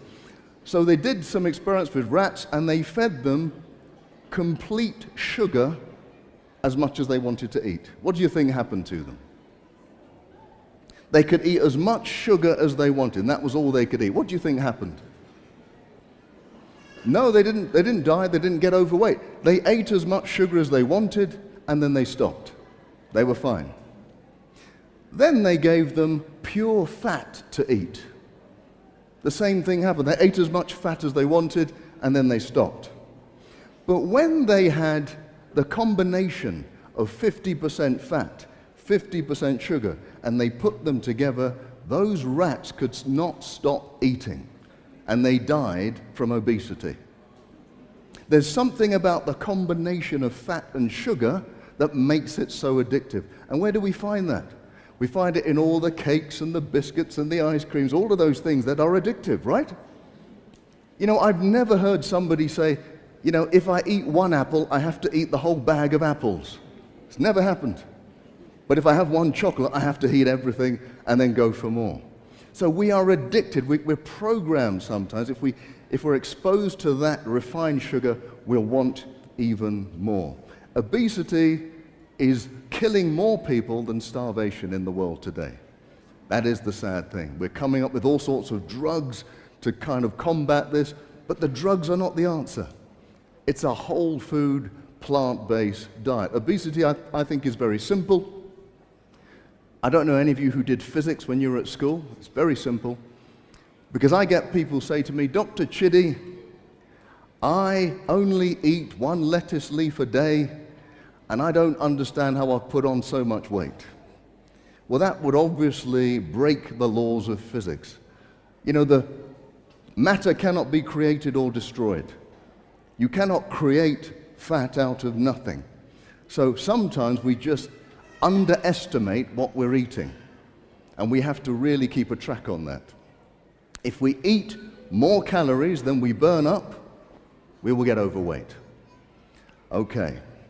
People say to me, well, I eat the same as when I was in my teenage years. Yes, that's the problem, but you're not moving as much as when you were a teenager. So now you're getting the problem of the middle years. I call them the middle years because they happen in the middle of our lives, but also they make our middle fit. If you're overweight, that when you get to your 60s and 70s, it just says, I'm sorry, I have to give up. So yes, you can do it for a short period, but you cannot do it for life. If you go down to Loma Linda and you see all those people who are 105, 104. I met a woman who was 104. She drove me around in Loma Linda. You know, in fact, she walked me around, and I found it difficult to keep up with her. None of those people are overweight.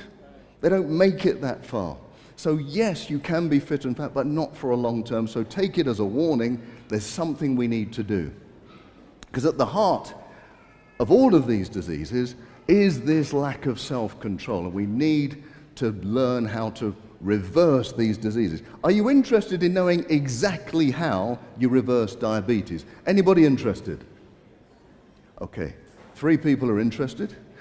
Okay, more, good. Because that's what we're here for. We're here to give you a few tips on how to reverse. This is not the whole story, and I suggest you don't try and do this just on your own. But these things work. I've been reversing diabetes for over 20 years. Very rarely have we had somebody who we couldn't reverse. But these are some of the principles that we use to help them reverse and to make those cells insulin sensitive again. Here's the first thing. What you need to do is eliminate all of the refined sugars, all the simple sugars. That means getting rid of all those biscuits and cakes and chocolates. Don't go into the shops and where it says, okay, this is diabetic ice cream. This is diabetic jam. This is diabetic, no. The clue is in the name. This diabetic jam is to keep you a diabetic, right? So you need to just put it all away, get rid of all the...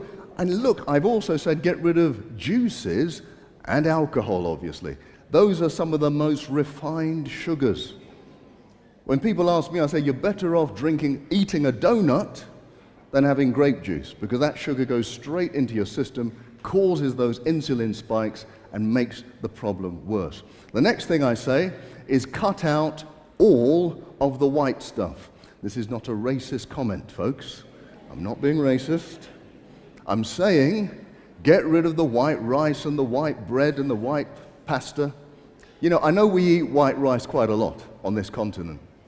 But if you're a diabetic or you're sensitive, when you have a spoonful of white rice, it is like having a spoonful of sugar. It is so simple, that it's so refined. Have whole grain rice, have brown rice, red rice, black rice, but just not the white stuff. Okay. In fact, one thing I tend to tell people is, for the first 2 weeks, eat only greens, beans, and vegetables, right? That's it. And only drink water for 2 weeks. Greens, beans, and vegetables. People ask me, what about fruit? Greens, beans, and vegetables. What about rice? Greens, beans, and vegetables. I know someone's going to ask me the same question. But what that does, it allows your cells to not need so much insulin. So then your cells quite quickly start desiring insulin. They become more sensitive again. And believe me, often within 2 weeks, people can reverse their type 2 diabetes, which they've had for decades. You say and you think that I'm talking out the top of my head. No, absolutely, it works. And there are many people who can testify to it. I must have done hundreds, if not thousands of people. Okay. Now I can hear what you're saying to yourselves. That sounds good. But you know what? I like my chocolate. I like my biscuits. It's going to be hard for me to give up. It's all right for you, Dr. Chidi, but I have a problem. Well, it's not all right for me. Let me tell you, for most of my life, I've had a sugar addiction. For most of my life. And I would say probably worse than anybody here and anybody online. You may not believe it. Let me give you an example. There was one time my mother came to stay with me. She knows my problem, but she bought this huge cake. A huge cake to my house. And I said, Mum, look, you know my problem. If you give me this cake, I'm going to consume it. She said, oh, just take a little bit every now and again. I said, please, just put it away somewhere that I can't see it. She put it in the fridge. All day, I'm thinking about the cake.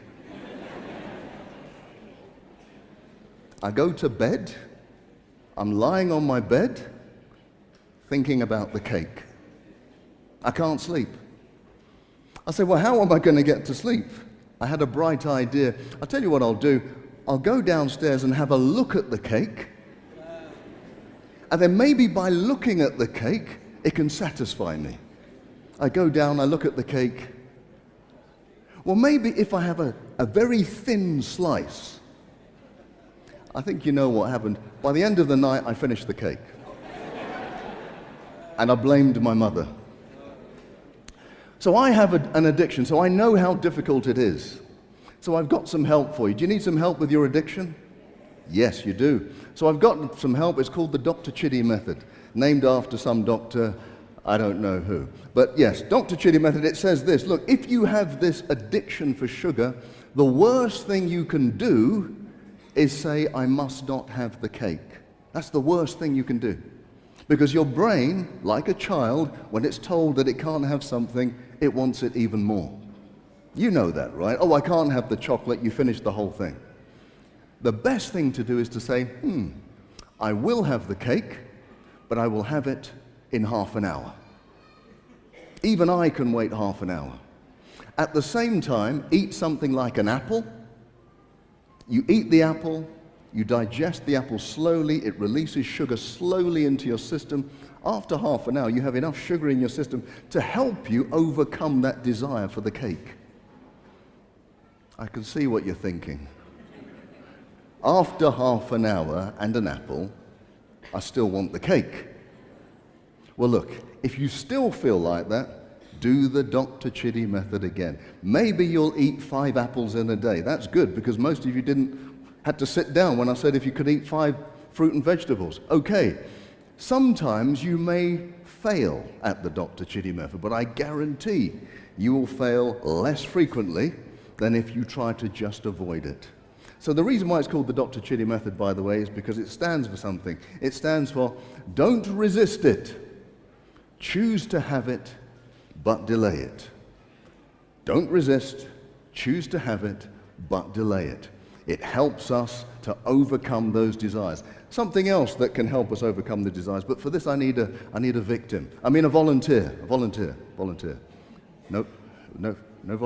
Yes, come forward, yes. Pastor, thank you. Thank you for being such a volunteer. So people need help overcoming this desire for sugar. And I want to show you an experiment. So, if you had to eat 4 apples in 2 minutes, very quickly, really have to get them down, which apples would you choose? Would you choose those golden delicious ones? Or would you choose the Granny Smith ones? The golden delicious. You would choose the golden delicious. Who would agree? Who would choose the golden delicious? Who would choose the golden delicious? Okay. Who would choose these ones, the Granny Smith ones? Okay, there's always some strange people in the audience. Okay, thank you very much. Well, thank you, Pastor. Thank you. That's great. Thank you so much. My apples? After. Now look, the reason why most people would choose the golden delicious is because they're sweeter. If you try the Granny Smith apples, they're quite sharp. They're very tangy. And what that does actually, that tang suppresses much of our appetite. If you eat something, let's say you started eating your donuts and you eat something sour, it stops you wanting to eat something sugary. Also, if you break it up with something bitter, it will also stop you from wanting to eat something sugary. You know, what I say is bitter is better and sour has power. But let me now conclude on how to help people reverse diabetes. The next thing you need to do is limit yourself to 2 meals per day. I read this years ago in Ministry of Healing when I was a youngster, that the optimum is to have 2 meals a day, and it's absolutely right. It allows you to have a fast during the day and a fast during the night. That lowers your blood sugar. You must be drinking only water. People say to me, look, well, I tell people, immediately after a meal, you must go for a walk. That allows your muscles to absorb all of that excess sugar. And some people say, well, Dr. Chidi, I have bought myself a dog so that I go for a walk every single day. That's a good thing. But if you do that, make sure you do the walking with it. Now, you can't be driving and walking at the same time. That doesn't work. Okay, I'm going to move on. There's something I always say, beware of CCTV. Do you have that here, CCTV? Closed circuit television. Well, in Britain, I think we're one of the most monitored countries in the planet. We have lots of closed circuit television, but this CCTV is different. This is designed to keep you seated, and it stands for the car, the couch, and the TV. These things keep us seated all the time. Just by standing more during your day, you can burn up so many calories. You don't even have to go to the gym. Just stand. In my house, I have a standing desk, so most of the day I'm burning up calories without even thinking about it. Look, this is bringing me to the end of the program. What I will say to you is this. What I've talked about is a lot of self-control. Self-control. There's a proverb, Proverbs 16:32 says, better a patient man than a warrior, one who has self-control than one who takes a city. At the heart of many of our problems with diet, it's about self-control. In fact, I'll tell you something. The man who has self-control can take the city. You can't do it unless you have self-control. If you have a goal to go anywhere in life, you're going to have to restrict some of those desires that you have. So we started a journey on health. We're going to do it right the way through the next 2 weeks. I'm going to be doing it with Sister Finley.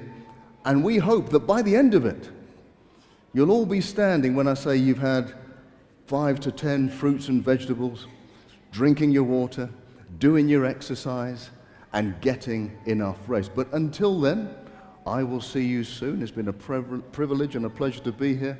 Have a great rest of your Sabbath. Amen. Oh, I go this way.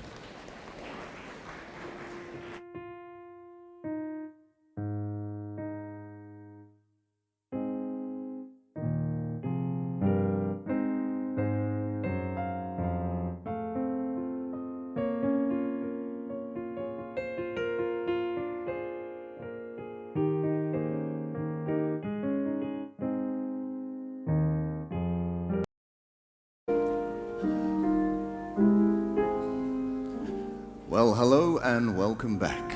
It is, again, a privilege to be with you.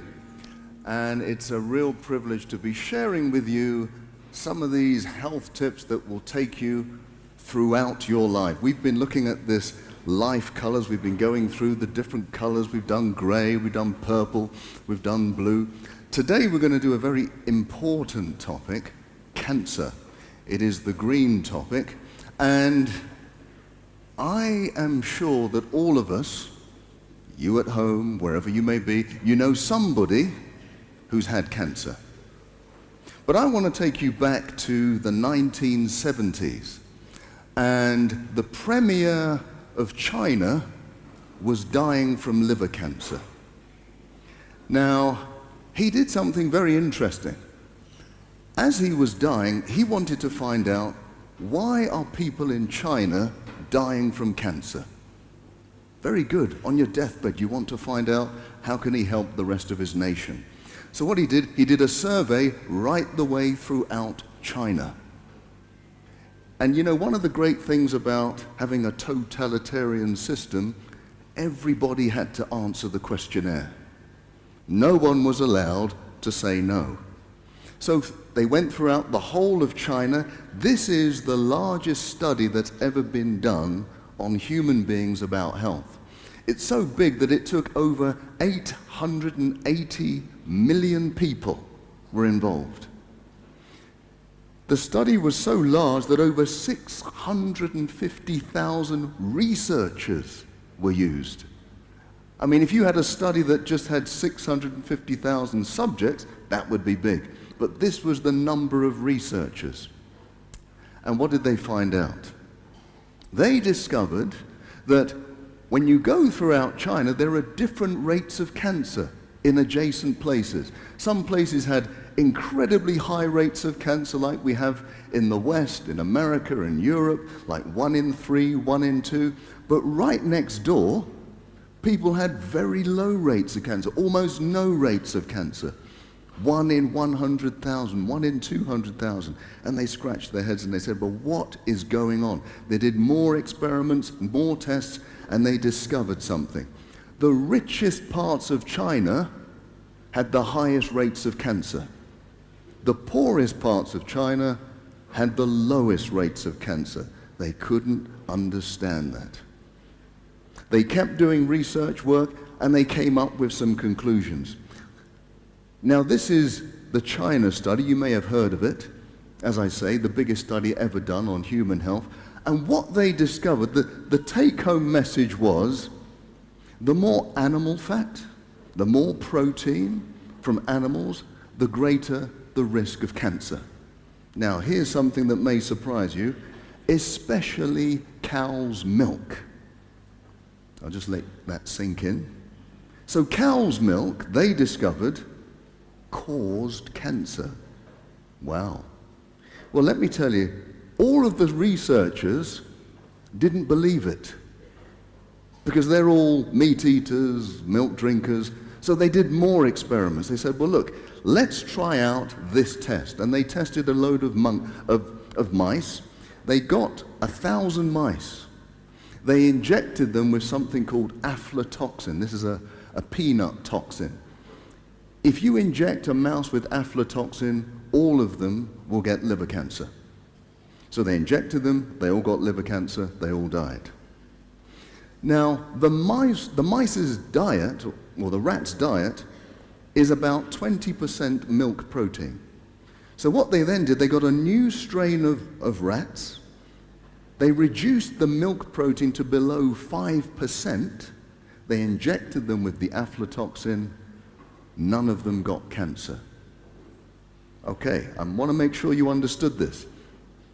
They inject them with something that will definitely cause cancer. They lower the amount of milk protein in their diet. None of them got cancer. So it verified that something in milk, and they discovered it was casein, the protein in milk, literally promotes cancer. Now, let's go back to some basic. What is cancer? I wonder if anybody can guess how many cells we have in the human body, roughly. Shout out a figure. How many cells do you think we have in the human body? 2? Did somebody say 2? No. A few billion? A bit higher. We have, on average, 50 trillion cells. 50 trillion cells. Each cell has a copy of our DNA. In fact, each of those 50 trillion cells, if you unwind the DNA, it's about 2 meters long. Each of those strands of DNA have about 50,000 genes on them. So think about it. You have 50 trillion cells, each with 50,000 genes.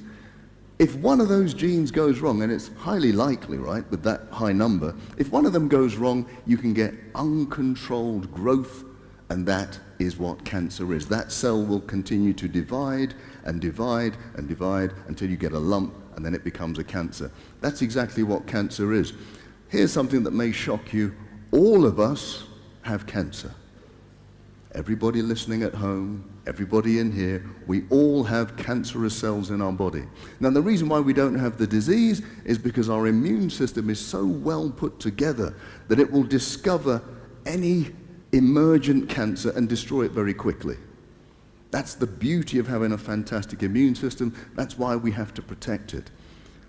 Okay, I think of it like this. Cancer is just one battle lost after millions of battles won. Every single day you are fighting cancer, but your immune system destroys it and takes it away. Right, I like to think of cancer as a weed growing in the garden. You don't want it there, but how do you get rid of it? One of the best ways to get rid of it is to stop it from feeding, to starve the cancer. Now, how do you starve cancer? Well, what does cancer like to feed on? Anybody know? I hear the word sugar. You're absolutely right. Sister Finley was telling us about all the junk food. This is a huge study because it takes in populations. And on the x-axis, you can see that as the animal fat increases, on the y-axis, the rate of breast cancer increases too. So you can see that correlation line. Right at the top in the corner, you've got New Zealand, heavy meat eaters, heavy loads of animal fat. Right down at the bottom, you've got Thailand, El Salvador, very little animal fat intake, very low rates of breast cancer. So it's related. The more animal fat you have in your body, the higher your risks of breast cancer, and I can guarantee it's for similar cancers too. Colon cancer, here's another graph, looks almost exactly the same. The more meat protein you consume, the greater the risk of colon cancer. And if you haven't been watching, most universities are coming out with studies now that the more red meat you eat, you increase your risk of bowel cancer. In fact, in Great Britain a few years ago, they did a study that showed just 30 grams of red meat per week. I don't know, I think that's about 2 rashers of bacon. Most people eat more than that. 30 grams of red meat per week increases your risk of bowel cancer by 60%. So some people say, well, I'll just reduce my amount of red meat. Okay, but if you know something causes cancer, why don't you just get rid of it completely? You know, if you told me that beans caused cancer, I wouldn't just say, I'll reduce them, I would eliminate them. They don't. They do exactly the opposite. Beans actually help us eliminate cancer from our system. Look at this map of the world, breast cancer. Now when you see this map, the red areas have the highest rates of cancer. Then you go down to the orange, then to the yellow, then to the pale green, and then to the dark green. So the dark green has very low levels of breast cancer. Now what do you notice about this graph? Or map of the world? The wealthiest countries in the world have the highest rates of breast cancer. You know, there are people in all countries all over the world trying to get to these wealthy countries, not realizing that when you get there, your rate of breast cancer goes straight up. That's right, it doesn't matter, it's not genetic. If you go from Africa or India, which has low rates of breast cancer, and you place yourself in London or Washington, your rate and chance of breast cancer goes straight up. It's not genetic, it's all about lifestyle, and if you see what we eat in the West, you'll know exactly why. Here's a question for you. Is this natural? Is this natural? No, it's not natural. You see, cow's milk was designed to make a little calf into a big cow. It's got all the proteins and hormones necessary. If we were really supposed to drink milk, we probably should be drinking milk from our mother's breast into adulthood. None of us are doing that. However, if you go to a certain place in London, it's called Covent Garden, you can buy some ice cream from a lady who makes it from her breast milk. Anybody volunteering to try that? No. No, we wouldn't even think about it. That's a little bit off, isn't it? But it doesn't make sense to me that we would say that's a little bit disgusting, but we'll take it from another animal, from a different species. There's no animal in the wild that drinks milk into adulthood. There's no other animal in the world that drinks the milk from another animal. Only we do that. And we're the ones who are suffering from cancer and diabetes, and we wonder why. I don't know if you've ever heard of this lady, Angelina Jolie. She's a famous movie star. Well, she went to her doctor, and her doctor says, you have the gene for breast cancer. Some people who have breast cancer have the gene for it. We're at about 5 to 10% of people who have breast cancer. So her doctor told her this, and so she said, look, I don't want to get breast cancer, so what I'm going to do is have a mastectomy. I'm going to remove my breast before the cancer comes. I guess you can understand that. But what her doctor didn't know, and this is what I would have told her, is look, there have been studies done for years about breast cancer and the gene for breast cancer. And look at this. It says that women who have the defective gene for breast cancer, if they were born before 1940, their risk of breast cancer by the age of 50 is 24%. If they were born after 1940, it goes up to 67%. Why should that be? Any ideas? Do you know at home? Look, the most important thing, what is that date, 1940, by the way? What was going on then? The Second World War. So this was a British study. I don't know if you've ever seen pictures of Britain during the 1940s, but Britain looked very poor. It was so poor, we had to ration our food. You could not have loads of sugar and chocolate and cakes. It was just ration. You could probably have about this much sugar for a whole month. There was no obesity. There was no breast cancer. There was no diabetes. There was no high blood pressure. It's only after, when I see children now going to school, they've got a big can of Coke in the hand and a big bar of chocolate in the other hand, and that's what's increased our risk of breast cancer and other cancers. Look, I'm not suggesting that we need another war to get rid of cancer. I'm not saying that. Please don't quote me. But what I am saying is if we just ate a little bit poorer, do you know what I mean? Like the poor people of China who didn't get the cancer, but the rich people of China had the cancer. Just because it's available, we don't have to have it. When I go to the supermarkets these days, most of the aisles of the supermarket, I can't eat or drink anything. The only ones I've got is the water and the fruit and vegetables. That's about it. Everything else is just temptation for me. I told you about my sugar addiction, you know, but you're not judging. Fantastic. Okay, moving on.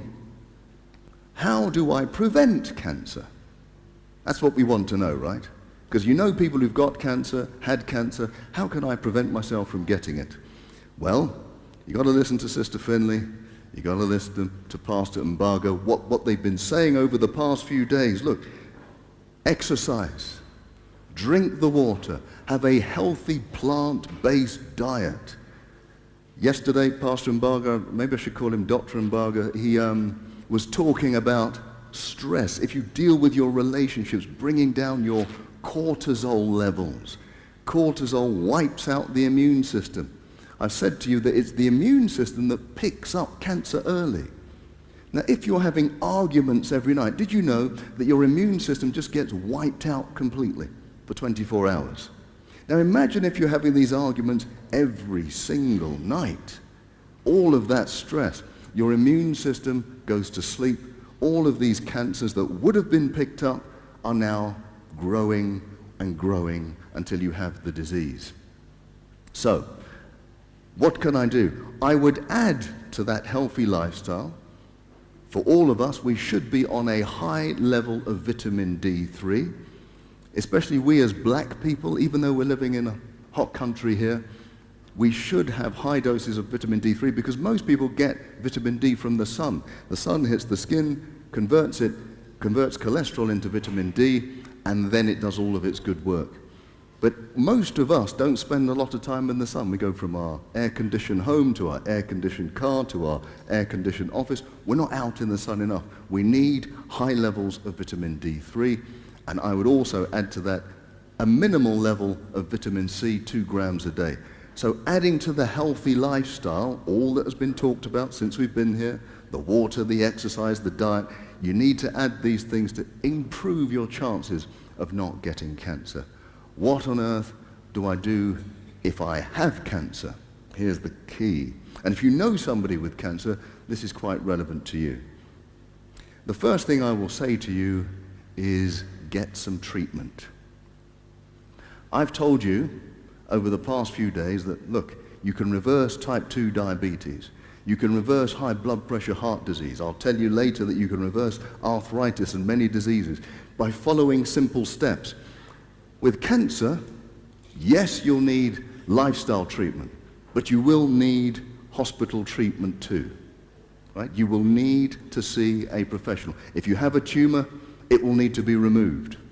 So don't just think, oh, well, I'll just go it alone. Don't go it alone, get treatment. But be active in the treatment. When the doctor says to you, this is what we want to do, ask questions about it. Doctor, what is the chances that it will improve if I take this treatment? And if I don't take the treatment, what are the chances that it will get worse?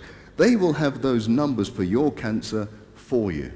And if they don't have it, tell them to find out before you make the decision. Sometimes they talk about chemotherapy. Very few people want chemotherapy. Well, always ask them, is it possible to have immunotherapy? Always ask that question. Immunotherapy has been developed over the last 10 years, and what it does, it uses your own immune system to target the cancer. It has very few, if any, side effects because it's using your own elements. So, think about it. Don't just accept everything. Absolutely be questioning. Now people say, but what about prayer and going the natural way? I get this a lot, and I do want you to understand me. God answers prayer, doesn't he? He can cure any disease. He's done it, and he is doing it. Some of you may have testimonies. But what we shouldn't be is arrogant enough to say how he's going to cure us. So unless God has told you exactly how he's going to cure you, he's told you personally, it may be that through the doctors and the medication, that's how you're going to be cured. Now, just in case you think I'm just talking off my own head, do you remember that King Hezekiah? Remember Hezekiah? He was a good king.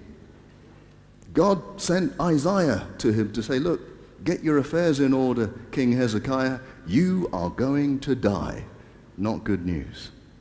Hezekiah wasn't happy about it. He turned his face to the wall, wept, prayed to the Lord. And as Isaiah was on his way out of the palace, he was told by God, go back and give him a new message. He said, look, I'm going to give you 15 more years. You are going to live. You are healed. You remember that story, right? Okay. Now, if God says you're healed, right? He doesn't have to do anything. He just speaks it and it's done. But what happened to Isaiah? Isaiah said to him, look, take a lump of figs. So they took, laid it on the boil, and then King Hezekiah recovered. So God said he was healed, but then he used the medicine of the day to actually heal him. It didn't just come just by prayer. And that may be the same in your situation too. So unless God tells you this is how I'm exactly going to heal you, don't be presumptuous to think I'm just going to do it by prayer. I don't need any other help. So I would always say to you, look, it's not just treatment. You must have lifestyle involvement as well. So if you have an active cancer, rather than do the 10,000 a day of vitamin D, it needs to go up to 20,000. Vitamin C IV, very good if you take it to 10 to 20 grams per day. These things, if you're doing all of these things with the lifestyle and all of that, you're doing the basics that will help your body with cancer. And it won't interfere with any of the medication you're having, I can guarantee that. Now, if you have to go down the chemotherapy route, and it's never a great thing to have chemotherapy, but what you are able to do to reduce all of those side effects is to fast. It has been shown that if you fast for 2 days before, 1 day after your chemotherapy session, the chemotherapy targets specifically the cancer and leaves your other cells alone. The symptoms, the side effects of chemotherapy is when it hits the good cells, like your gut and your hair and everything starts to fall out. So if you fast before, what it does is slow down the metabolism of your normal cells. Your cancerous cells, they keep racing along and they keep feeding. So it will pick up the chemotherapy a lot quicker and it will destroy the cancer with fewer and fewer side effects. I had a wonderful text only last year from a lady who 8 years ago came to me with a problem with her diagnosis of breast cancer. She came to me and she said, Dr. Chidi, I've got breast cancer, but I just want to go the natural route. I convinced her that probably that wasn't advisable. What you need to do is definitely improve your lifestyle, but also get the hospital treatment too. She sent me a text and it basically said to me that I'm so grateful that I'm alive today because I came to you and I got that advice. When I started my cancer journey, I was with several other women who decided to go the natural route. They are all dead. I am alive. It is important that we do both together. The hospital treatment on its own is not that great, I'll be honest with you, on its own. But hospital treatment plus lifestyle adjustment can allow you to really have the best possible chance of conquering cancer.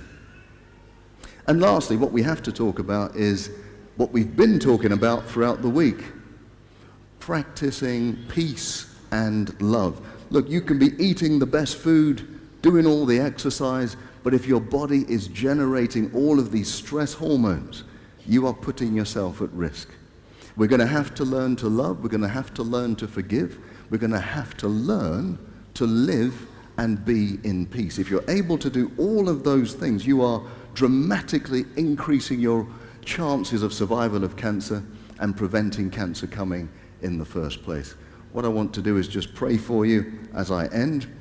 Father in heaven, we're so grateful that you have the gift of healing. Father, everything we do, everything we have is yours. But Lord, there are people today suffering and worried about cancer. We're asking for your divine healing hand to be upon them today. May the words of your healing go out to all those family members, colleagues that may need your help today. Lord, we ask this in the name of Jesus. Amen.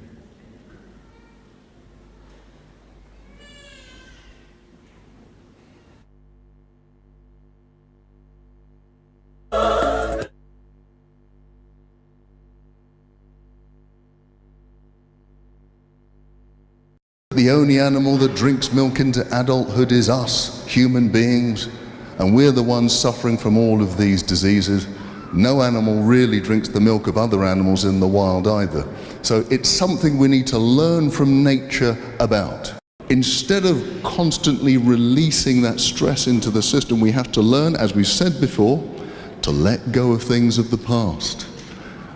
You know, those people that are stressing you out, they're not just stressing you out, they're actually making our condition worse. So we have to learn to let go, learn to forgive, learn to move on, look back with forgiveness, and look forward with hope.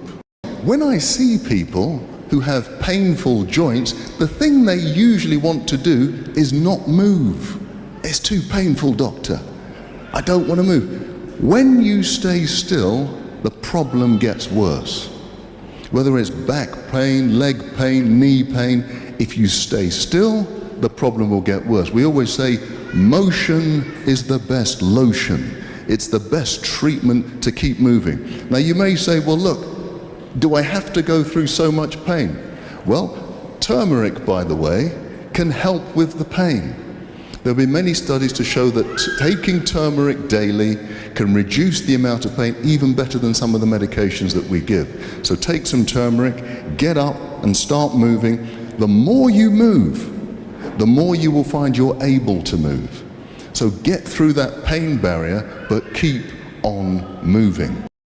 My prayer in Jesus' name, amen.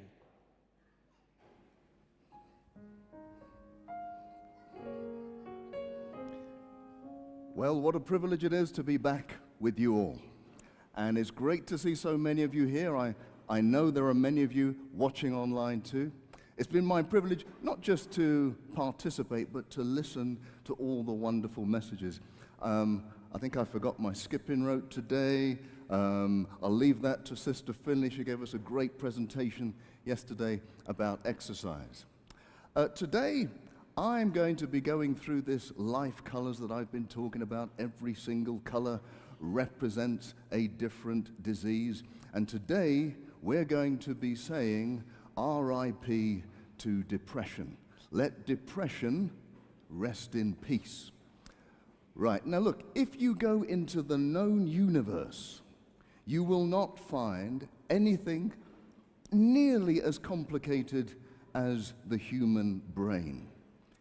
It is so intricately put together, we don't even know how it works properly. Even surgeons who operate on it don't really know how it works properly. It has over 100 billion nerves in the Amazon rainforest. And try to think about every leaf on every tree in the rainforest. If you tried to count them, you still wouldn't be close to 100 trillion. That's how many connections we have in our brains. It can do, if you can believe this number, it can do 50,000 trillion operations every second. Every second. Just while you're sitting here, just while you're watching, your brain is going over and over and over. If you've hated computer on the planet, the ones that predict the weather, they're not even 0.01% of the power of our brains. In fact, I saw a recent study that showed that the capacity of our brains is limitless. It has no border, it has no limit. And obviously, when it works well, we can do great things. We can discover the absolute calculations of the universe. We can cooperate and build some of the most complicated things on the planet and outside of the planet. But sometimes it goes a bit wrong. And those times we can get depressed or stressed or anything else. I like this depression definition. Depression is anger turned inwards, and anger is depression turned outwards. So let's look at depression. Depression obviously resides in the brain. It doesn't reside in our muscles, in our heart, it resides in the brain. And actually, all of those connections that I was talking about, the nerves aren't actually touching each other. There's a gap in between. It's called a synapse. And what happens is a nerve transmission comes to the end of one nerve and it releases some chemicals into the synapse, and it then transmits its signal onto the other nerve. That gap, that synapse, is where all the drug companies want to do their work. See, they believe that if you increase the amount of chemicals in that synapse, you can lower depression, because they believe that depression is just a chemical imbalance. There's no evidence for that, but that's a way that you can produce drugs to help people with depression. Okay. Look, I like to think about the brain as a garden or a house, and you just have to look after it. There are certain physical things you can do to keep your brain in good shape. Let's have a look at them, shall we? Things like staying hydrated. Sister Finley talked about water, right? Exercise is absolutely key just to keep your brain functioning well. Greens are good. What about this? Bananas. Did you know that bananas contain an awful lot of an amino acid called tryptophan? Tryptophan is the precursor for things like dopamine and serotonin. Those are the neurotransmitters that make us feel good. And we know they work because when was the last time you saw a depressed monkey? I don't remember seeing that at all. Okay, so these are some of the physical things that can help keep your brain ticking over. But we know that depression is not about you just having a low level of bananas.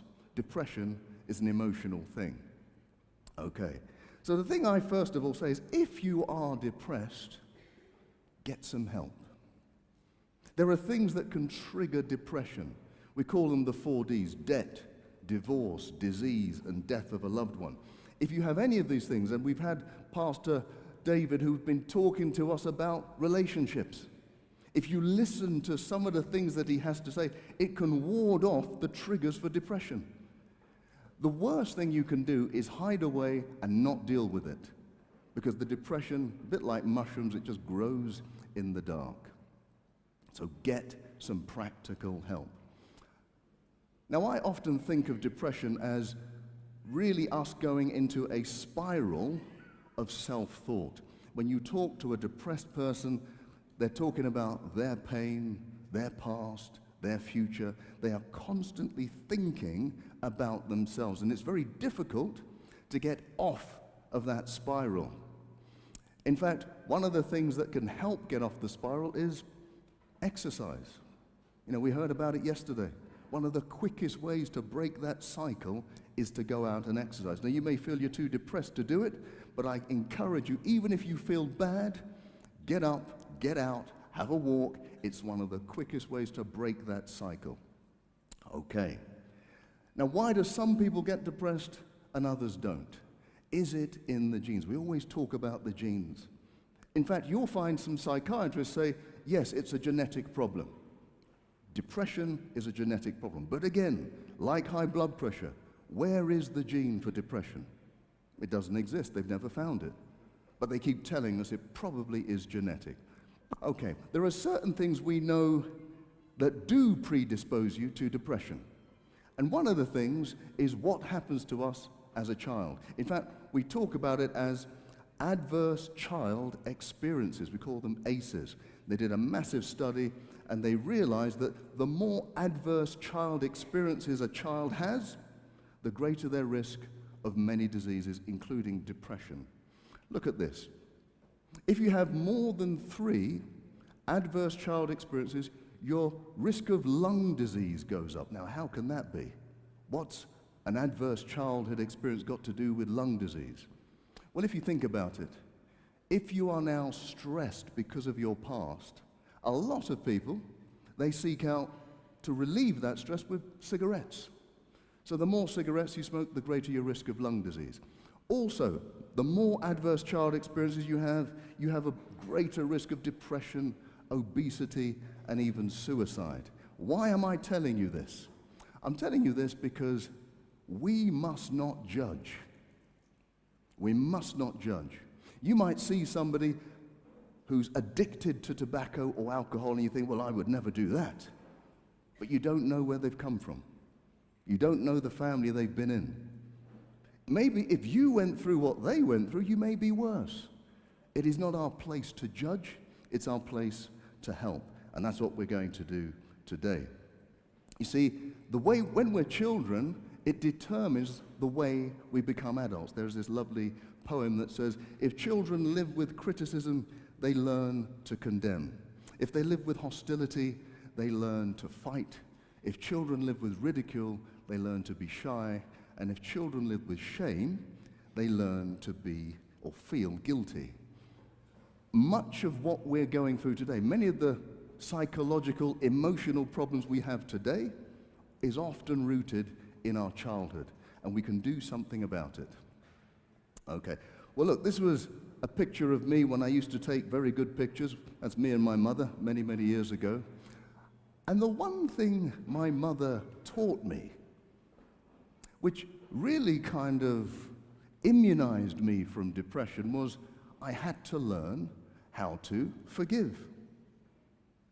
I mean, that is really at the heart of healing, learning to forgive. People who may have hurt me, she said, look, you're going to need to forgive them. I didn't know really what that meant as a child. I had to learn it a bit later. Forgiveness really is at the heart of most of these diseases that I talk about. When you think about it, high blood pressure, why do we have it? Because we're stressed, we can't let go of a certain situation. If we learn to forgive, we know people's blood pressure goes down. If you learn to forgive, you can lose weight by forgiving. Did you know that? Lose weight by forgiving. You have less stress in your system, you convert less energy into fat. All of this right at the heart of our major lifestyle diseases, you have forgiveness. Learning to let go and learning to get rid of stress. Because disease is really dis-ease, right? You're not at ease, that's why we get disease. Okay, now I have some interesting information for you if you want to break free from the grips of depression. You're not going to get this from any of your psychiatrists, you're not going to find this in any medical textbooks, but I'm really trying to get to the heart of depression. I hope you don't mind if I do that. The first thing one has to do is embrace pain. Now, does anybody want to embrace pain?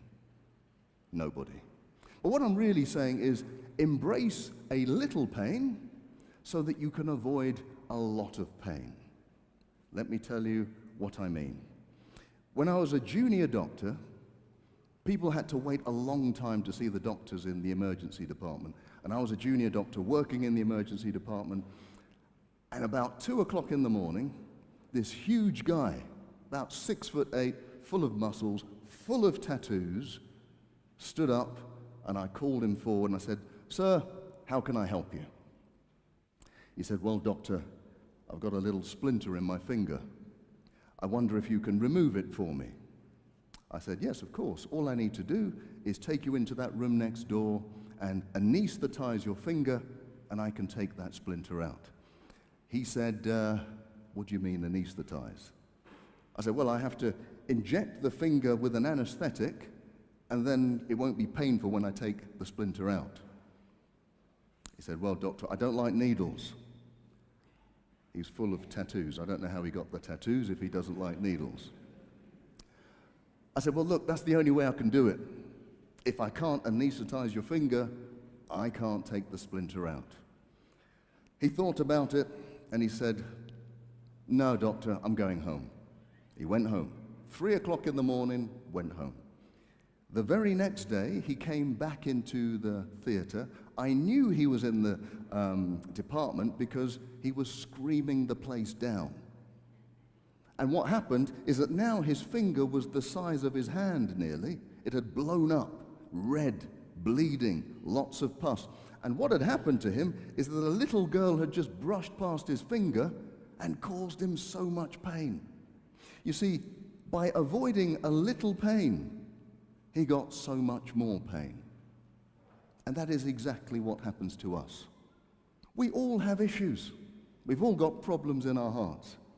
But when we want to deal with it, or when somebody wants to deal with it for you, we say, no, no, no, that's too painful. I don't want to talk about it. I don't want to go there. And what happens is that the problem never goes away. It just builds up. Until one day, you walk into church, somebody steps on your foot, and you explode. not because they stepped on your foot, but because you haven't dealt with the issue inside. That issue is leading you to depression. Unless you deal with it, unless you talk to somebody about it, it will continue to grow until you get stressed, anxious, and depressed. So stop avoiding it, embrace that little bit of pain so that you can avoid a lot of pain. Okay, what about the next one? I don't know about you, but I prefer walking forwards rather than walking backwards. We're designed that way.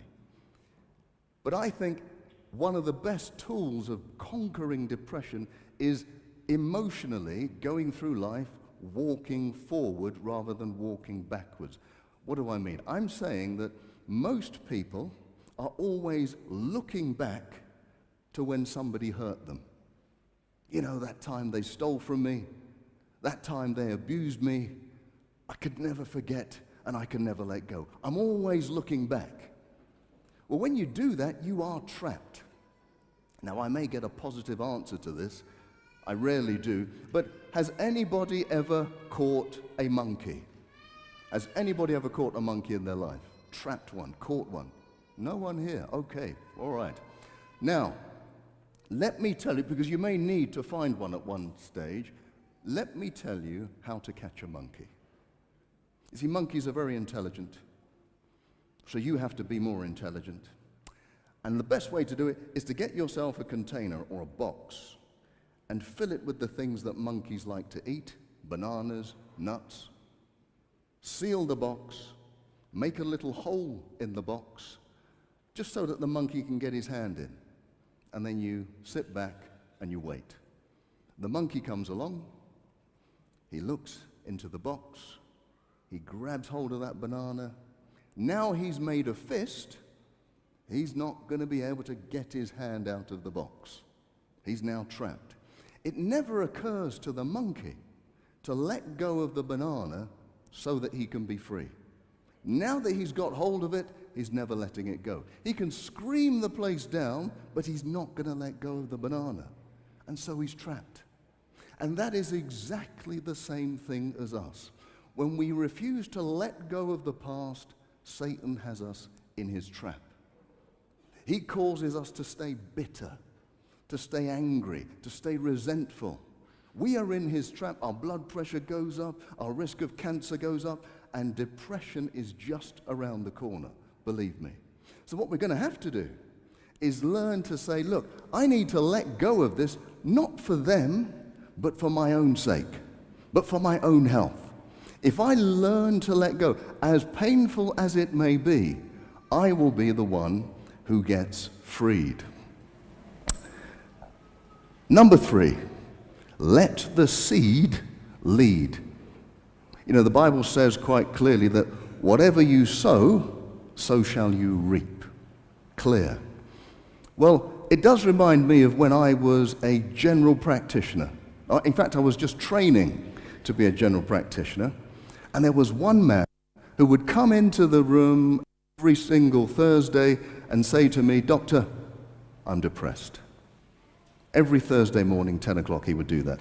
He'd just sit there. "Doctor, I'm depressed." I'd try and ask him questions. "Doctor, I'm just depressed." And so one day I said, "Well, could you actually describe your depression?" We have a game, I don't know if you have it here, we have a game called Snakes and Ladders. Have you heard of that? Snakes and Ladders? Right, well, he said, if my life was a board game, it would not be Snakes and Ladders, where you go up the ladders and down the snakes. It would be called Snakes and Snakes. And that's what I did. I laughed. And you know when you're not supposed to laugh, you laugh even more? That's what happened to me. Here's a man saying how depressed he is, and I'm laughing uncontrollably. It was so bad that I had tears rolling down my eyes, and every time I looked at him, he had a straight face like this, I laughed even worse. When I composed myself and I said, "Look, I'm so sorry about that." He said, "Doctor, don't apologize. Today, seeing you laughing is the first time I've been of use to anyone for 2 years." What? by making me laugh. That's the first time he's been of use to anyone for 2 years. And this tells us a key to breaking depression. I said we're in this spiral of self-thought. One way to break that is to go and exercise. Another way to break it is to do something for somebody else. What it does, it takes your mind off of yourself and it puts it onto somebody else. That breaks that spiral of self-thought, of selfishness. You're now focusing, and it can be something very small. Just focus on somebody else just for a little while. It does it, it breaks it. Now here's something for you.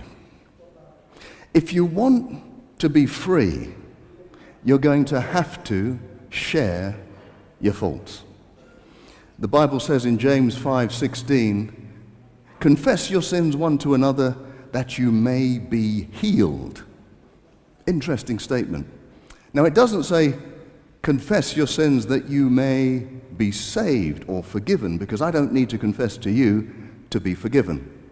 But it's giving us an absolute prescription of healing. If you have something that's holding you back, like an addiction, you are going to need to talk to somebody about the problem. If you go to any Alcoholics Anonymous anywhere in the world, the first thing they tell you to do is to stand up and say, hello, my name's Chidi and I'm an alcoholic. I'm not an alcoholic. Don't start making notes, I'm not an alcoholic. But that's what you do. By confessing it, by telling somebody else your problem, it takes away the grip of that addiction. So what we have to do is try to find a way and find somebody that I can talk to about my addiction. I may be embarrassed about it. I may feel that, oh my goodness, if I tell anybody, then they're going to judge me. But we need to find somebody to talk to. This also is a message for us as a church. You see, in order for people to feel comfortable to talk, they need to be in a comfortable environment where they feel they can talk without being judged.